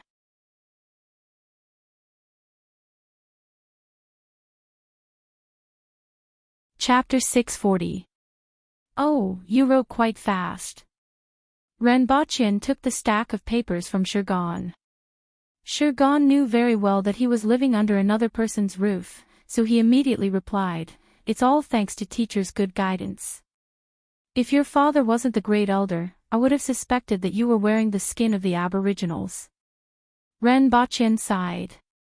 Shi Qing and Shurgon were different from the aboriginals. Go back. The next time you are caught, it won't be so simple. You will have to go to Jingyang Street and shout, I'm really my father, for the whole afternoon. Shurgon's face turned black when he heard this. Yagui's mouth was too harsh. Needless to say, he would have to shout for the whole afternoon. Just 1 sentence would make him lose face. Ren Baqian moved a chair to sit in front of Hanyuan Hall, crossed his legs, and waved his hand to chase Shurgon away. He turned to look at the room and reckoned that Tong Lan was almost done. Shurgon's group of students had been punished more than once and had learned from it. As for the other 2, they were scratching their ears and cheeks like 2 female monkeys. They probably wouldn't be able to leave Hanyuan Hall tonight. After a while, Tong Lan put down her pen, snorted, and glanced at Qing Lian. Realizing that Qing Lian was ignoring her, Tong Lan resentfully got up and walked to Zhu Hua's side. Hey, what's your name? Zhu Hua. Zhu Hua, who was scratching her hair, looked up with sorrow in her eyes. If she had known earlier, she would have joined the army. When you get out, I will invite you to my house. Tong Lan said. If you can help me write this, I don't mind not going to your house. Zhu Hua immediately muttered. When Tong Lan heard this, she immediately shook her head like a rattle drum and floated out of Hanyuan Palace Hall. If you are caught again, in addition to copying, you will have to go to Jingyang Street and shout, My father is really my grandfather, for the whole afternoon, Ren Baqian said maliciously. At the same time, he took the punishment paper from Tong Lan's hands and scanned it. "My grandfather will fight you to the death," Tong Lan said impolitely. "Her Majesty will fight your grandfather to the death." Ren Baqin sneered. "My background is much stronger than yours." Tong Lan was immediately speechless. Her little face immediately darkened, and the joy she felt from writing the punishment disappeared without a trace. "By the way, do you really know what a brothel does?" Ren Baqin asked. "Isn't it just eating, drinking, and playing?" Tong Lan said disdainfully, "My mother said that all the women inside are bad. If my father goes there again, she will break his legs. If your father finds out that you sold him out just like that, he will break your legs," Ren Baqin said before waving his hand to chase Tong Lan home. Once Tong Lan left the palace, she looked up and shouted 3 times, "Ah! Ah! Ah!" Then, he heard his stomach rumble like thunder, and ran home without looking back. After Tong Lan left, Ren Baqin walked around the hall to check on their progress. Qing Lian wrote the least. She only wrote 5 pages, but one of them was written in the language of this world according to the dictionary he gave her. She was a smart person. Although he had suffered a little, he had learned a lot of words this time. He looked at Zhuohua again and saw that her handwriting was similar to Qing Lian's. Her handwriting was crooked like a chicken claw. Ren Baqin shook his head and sighed. "You are a pretty girl, but why are your handwriting so ugly?" Zhuohua threw her pen on the table and lamented, "I have never learned how to write before. Why don't you give me 30 lashes instead? You have to practice because you haven't learned. In the future, you won't even be able to read the newspaper. What else can you do?" Ren Baqin said. "I'm going crazy." Zhuohua hugged her head and pulled her hair. "Keep it up. You are the worst." Ren Baqin encouraged her. "Principal, are you encouraging me?" Zhuohua looked up at Ren Baqin with her eyes wide open. "Of course, but encouragement should also be based on objective reality." Ren Baqin laughed. "Keep it up. I hope to see you at the academy tomorrow. Can you let me go to the toilet?" Zhuohua turned around and asked pitifully. Go. The guards outside will take you there." Ren Baqin waved his hand. After Zhuohua left, Qing Lian looked up and said, "The aboriginals are so xenophobic. I really don't know how you survive here." Ren Baqin touched his chin and asked, "I'm all right." "Humph." Qing Lian snorted. She sighed for nothing. Of course, no one would do anything to this gigolo. Who is this Mencius's mother? Who is Do Yenshan? Who wrote the Analects of Confucius? Where is the book written by Mencius? Also, Xia has Yu, Shang has Tang. Zhou Wenwu is known as the 3 Kings. What does that mean? Qing Lian opened her mouth and asked a lot of questions. If you want to know, follow the new students to class in the future. I can't explain it clearly here, Ren Baqin said. He then waved his hand and left Hanyuan Palace Hall for the Empress's bedroom. On the other hand, the bedroom was brightly lit. The fan was turned on and there was an ice basin. However, the Empress was still sitting on the bed in the same position as before and hadn't woken up. Ren Baqin sat beside the Empress and looked at her, who was exceptionally quiet under the light. He sat there for 2 hours before returning to Pingle Park to rest. Ren Baqin originally thought that the Empress would wake up soon, but she didn't wake up for 3 days in a row. Every time Ren Baqin went to the bedroom, he would see the Empress in the same position without moving or speaking. Although he initially felt that this kind of Empress was quite interesting, after a long time, it was as if he was guarding a puppet and something was missing. Even when the Empress was angry, she was still cuter than this. Although the Empress took longer to comprehend than before, no one was worried. After all, with her strength, it wouldn't be a problem for her to not eat or drink for a few days. Most importantly, her breathing was very stable, and the red glow in her squinted eyes never weakened. It just made Renbochin miss the lively Empress a little. On the 5th day, Renbochin woke up in the morning and went to the Empress's bedroom to see if she had woken up. From afar, he saw Qing Yuan running out. "What's wrong? Is Her Majesty awake?" Renbochin stopped Qing Yuan and asked. "She just woke up. I'll go and prepare some food for Her Majesty." Qing Yuan bowed to Renbochin and hurriedly ran away. Renbochin was relieved to hear that the Empress had woken up. She had finally woken up. He hurried to the bedroom and saw the Empress sitting there in a daze. If it wasn't for her extremely bright eyes, he would have thought that she was still comprehending. "Your Majesty, how do you feel?" Renbochin walked over and asked softly. "You are here." The Empress turned to look at Renbochin, smiled, and said, "I have gained something this time. I'm about to break through again." The word "again" is well said. Renbochin sighed. Super VIPs were indeed different from ordinary players. Then, he suddenly thought of a very important question and said, "Your Majesty, if you break through again, I reckon that you won't be able to give birth to a son in a short period of time." Pfft! Nonsense. The Empress immediately spat at him and blushed. Then, she softened her voice and said, "There's still some time left." In fact, if it weren't for Renbochin, the Empress would have broken through this time, but how could she say this? During breakfast, the Empress demonstrated to Renbochin what it meant to have a godlike appetite. He didn't know if it was due to the great advancement in her cultivation, but the Empress needed a large amount of energy to transform her blood essence. She ate a 4-corned cow and 2 jumping goats for breakfast and barely felt 70% full.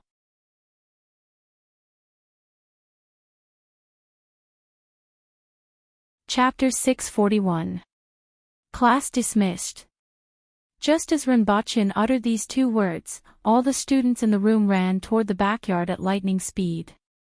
However, a small figure was the fastest. In a few flashes, she landed in front of the toilet in the backyard.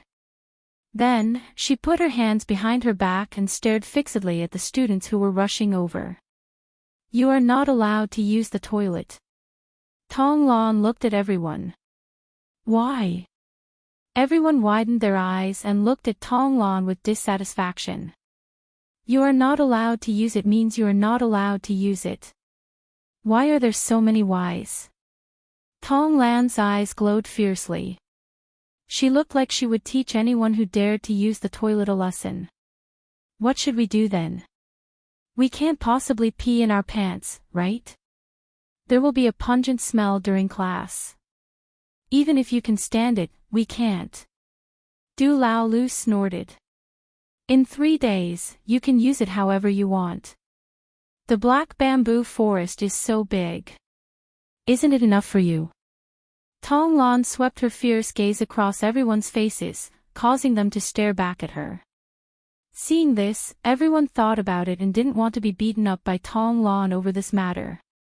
They ran to the corner of the wall, jumped over it, and headed straight for the black bamboo forest. However, the girls were a little helpless. The black bamboo forest wasn't small. If they ran too far away, they might not be able to return in time for class. If they were too close, there would be guys everywhere. "You can just use the toilet," Tonglon said. She always gave the girls some preferential treatment. She let the girls go to the toilet. She calculated in her mind that the men's toilet didn't need to be cleaned. In that case, the women's toilet would be cleaned by Shirgond, Zhuohua, and that great Xia woman. The 3 of them wouldn't be able to say anything, right? She hated herself for thinking of such a good idea so late. She had been cleaning for a few days for nothing. When the freshmen came to the toilet, Tonglon repeated her plan. "Little girl, why should we listen to you?" A few guys laughed. Without saying a word, Tong Lan suddenly disappeared from where she was standing and appeared in front of the boys. She kicked each of them and sent 4 of them flying. However, when the last guy was about to attack, he was forced back by a punch. Tong Lan looked up and saw a 15 or 16-year-old guy. He looked ordinary, but his reaction was fast and his strength wasn't weak. "Little girl, be reasonable," that guy said angrily. "I'll only reason with you after you beat me." After saying this, Tong Lan disappeared once again. When she reappeared, she was above the boy's head and stomped down on his head. When the surrounding people heard what Tong Lan said, they were a little stunned. "How could this be? You're being unreasonable if you can win, but you're only trying to be reasonable when you can't win." Tong Lan exchanged a few moves with that guy and had a whole new level of respect for him. She didn't expect there to be such an expert in this batch of freshmen. All the more reason to defeat him. At the thought of this, Tong Lan's speed increased by a few notches, and her strength increased. She threw punch after punch, and every time her fists collided with her opponent's, there would be a loud explosion. Following the loud bangs, the young man kept retreating. His hands started to tremble and his face turned red. However, he didn't make a sound and just gritted his teeth. However, it seemed like he couldn't hold on much longer. Tong Lan made a half-turn in the air and punched the other party's chest again. The young man couldn't block it anymore and flew out like a cannonball. Humph!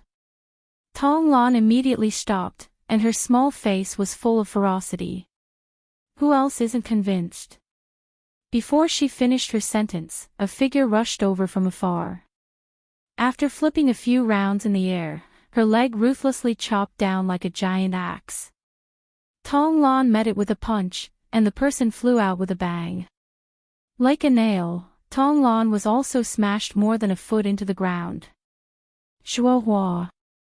Tong Lan was furious when she saw the girl who was wearing an animal skin short skirt and a tube top.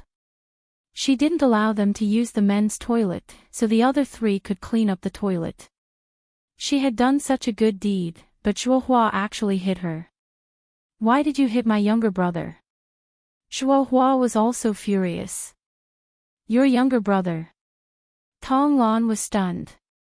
She looked at the young man who had just run back and was sent flying by her. She couldn't see any resemblance between him and Shuohua, be it the shape of his face or his eyes. No matter how she looked at him, there wasn't any resemblance. "My third uncle's younger brother," Shuohua said angrily. "I didn't know." Tong Lan mumbled softly. Then, she raised her head and said, "I'm helping you guys relieve the pressure of cleaning the toilet. It's your brother's fault. What exactly is going on?" Shuohua looked at Tong Lan and the youth before asking. The young man snorted as he recounted what had just happened. "You are too overbearing." Shuohua glared at Tong Lan. "You don't know how to appreciate my kindness. In any case, we can't use the men's toilet." Tong Lan gritted her teeth. "No need, no need," Shuohua said coldly. She turned to her brother and said, "There's a huge purple bamboo forest behind us. You guys aren't afraid of being seen. Go there." A moment later, many freshmen appeared in the purple bamboo forest. No matter how they thought about it, they felt that something was amiss. Why did they have to go to the bathroom in the forest? Was there something wrong with it? Renbochin sat in his office, looked at the people in front of him, and said, "Aha, it wasn't easy for me to make these students develop the habit of going to the toilet. Just because you don't clean up as much, you broke this rule. And it's only been a few days, and you're already fighting in school." Tong Lan was hesitant. At this moment, should she lower her head and show her remorse or raise her head and show her pride? She was Tong Lan, a genius. Of course, he couldn't lower his head like those idiots. Thinking of this, she raised her face proudly. This is Shuowei's first offense. Copy the 3-character classic 100 times and clean the toilet for a week starting from next week. As for the two of you, it hasn't even been a week, and you're committing the same offense again. Copy the 3-character classic 200 times and extend your toilet cleaning time by half a month. When Zhuohua and Tong Lan heard this, their faces turned green. The fear of the 3-character classic surged into their minds again. Ever since he finished copying the last time, he had been dreaming about the 3-character classic for the past few days. He actually had to copy it again, and this time, he had to copy even more. Principal, please whip me instead. Zhuohua said with a bitter expression, 60 lashes. Ren Baqian asked. Zhuohua nodded with a bitter face.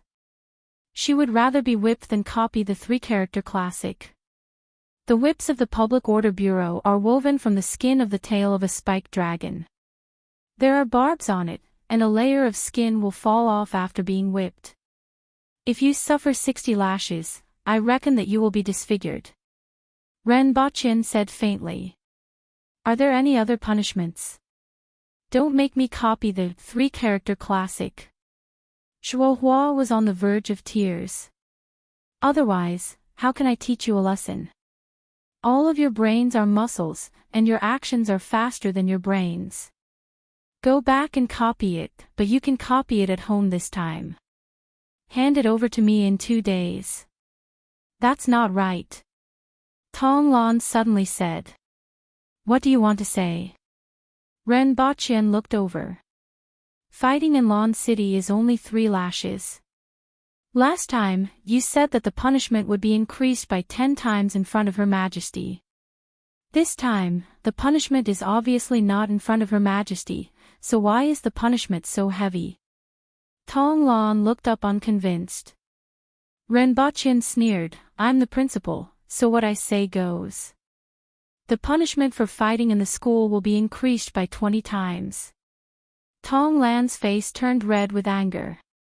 She stared at Ren Baqian fiercely as if she wanted to pounce on him and bite him.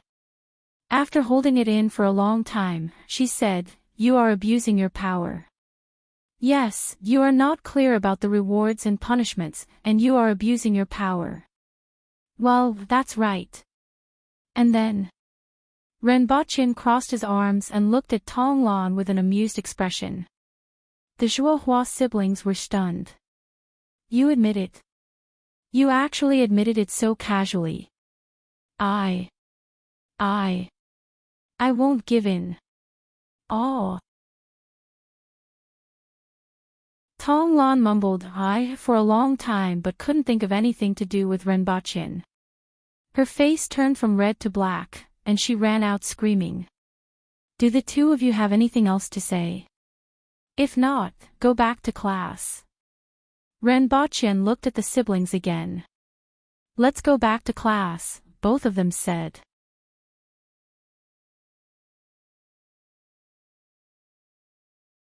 Chapter 642.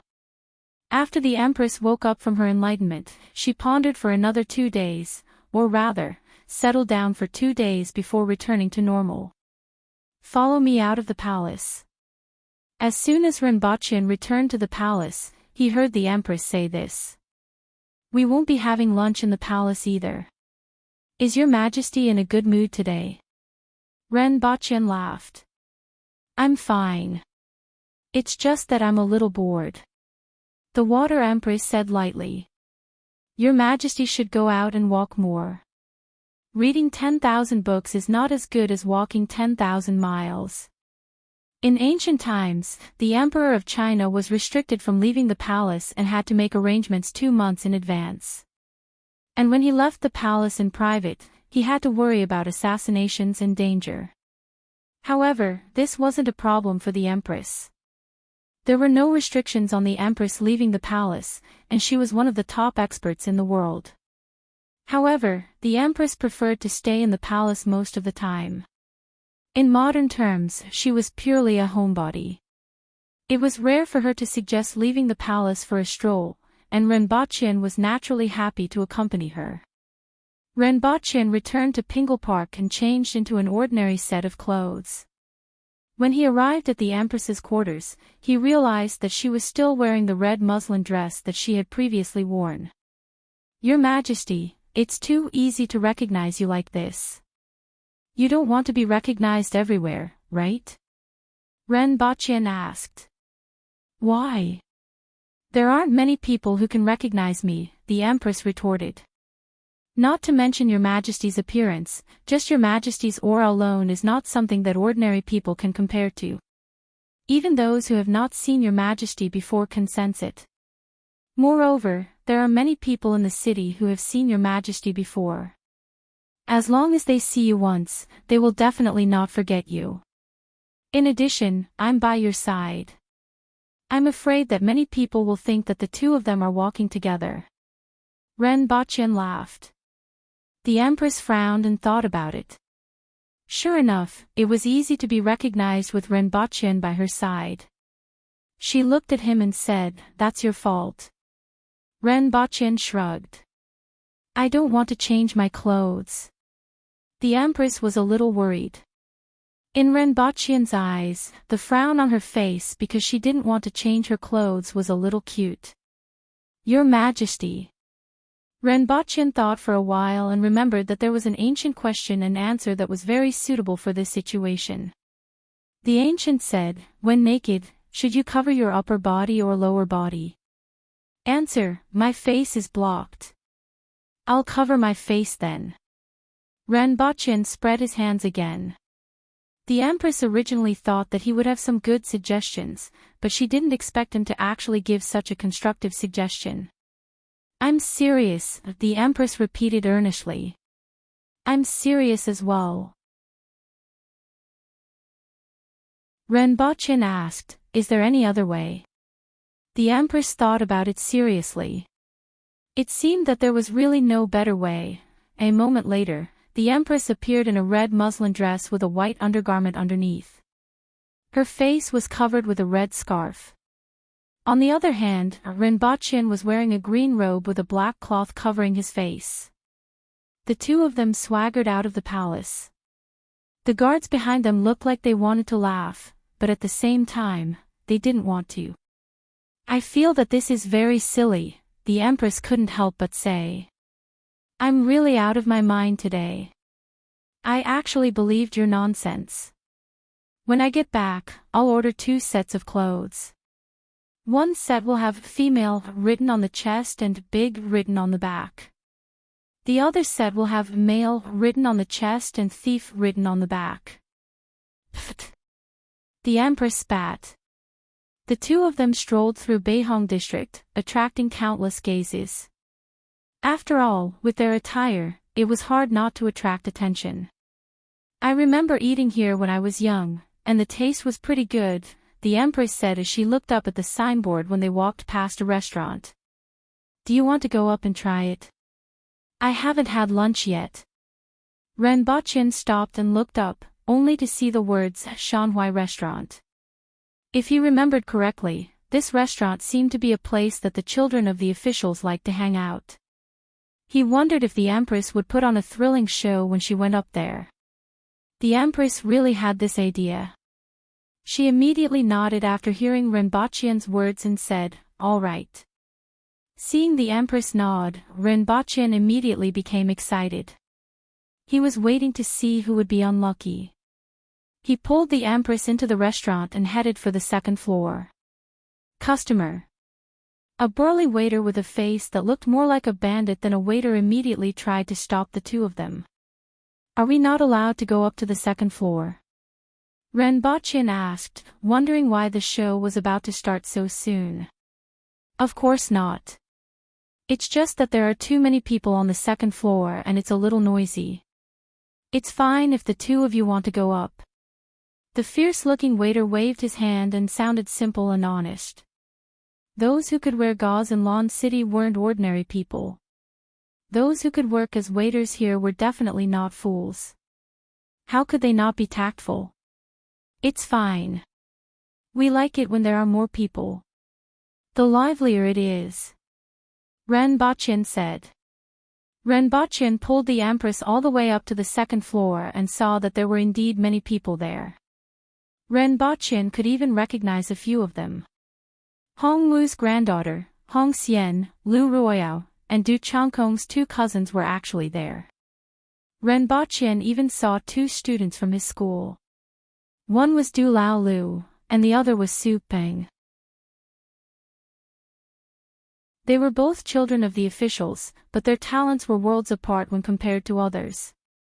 Renbochin and the Empress attracted some attention when they came up. They were puzzled. Weren't the two of them hot to cover their faces on such a hot day? However, when they sensed that the two of them were manual experts, they immediately turned their attention elsewhere and ignored them. Renbochin pulled the Empress to a corner and sat down. He found that the people at Du Lao's table seemed to be arguing about something. Du Lao Lu, you have been in that school for a year. What have you learned? Teach me. Maybe I can even call you Mr. Du. I heard that's how the people in Great Xia address scholars, a young man laughed. Humph. Du Lao Lu snorted and couldn't be bothered with him. On the contrary, Su Peng was somewhat dissatisfied and asked, "To you, what's the meaning of this? Are you here to look for trouble? How can that be? I'm envious. After all, there are so many people here, but only a few of you were selected to study at the school. It's obvious that you are different from us. You are scholars, and I want to study too." The young man called Tu Yu, who was about 16 or 17 years old, said in a weird tone. His words caused a lot of laughter. Everyone knew that those who were selected to study at the school were useless. Stop talking nonsense in a weird tone. Su Ping slammed the table angrily. Why are you so impatient? I was just saying it casually. However, don't tell me that you didn't learn anything after staying there for a year. Otherwise, you can enlighten us. You want to learn. Go to the school and listen, but with your brain, you can't even add or subtract single-digit numbers. I'm afraid that you won't understand even if you go. Du Lao Lu couldn't help but sneer. That's why I asked you to tell us, right? Tu Yu didn't take it seriously and smiled at the others instead. What's there to talk about with you? Do you know chemistry? Do you know physics? Do you know what a lever is? Do you know what an internal combustion engine is? Look, you don't even know what I'm talking about. What's the point of me telling you? Have you heard of playing the lute to a cow? Du Lao Lu sneered. You're tuning into the LoveLore Library YouTube channel. We're so grateful for your support, and don't forget to subscribe to join us on this incredible journey through captivating stories. Your generosity through donations truly makes a world of difference, as it's the primary source of revenue that allows me to expand and enhance this channel for you. Thank you from the bottom of my heart for being a part of this adventure.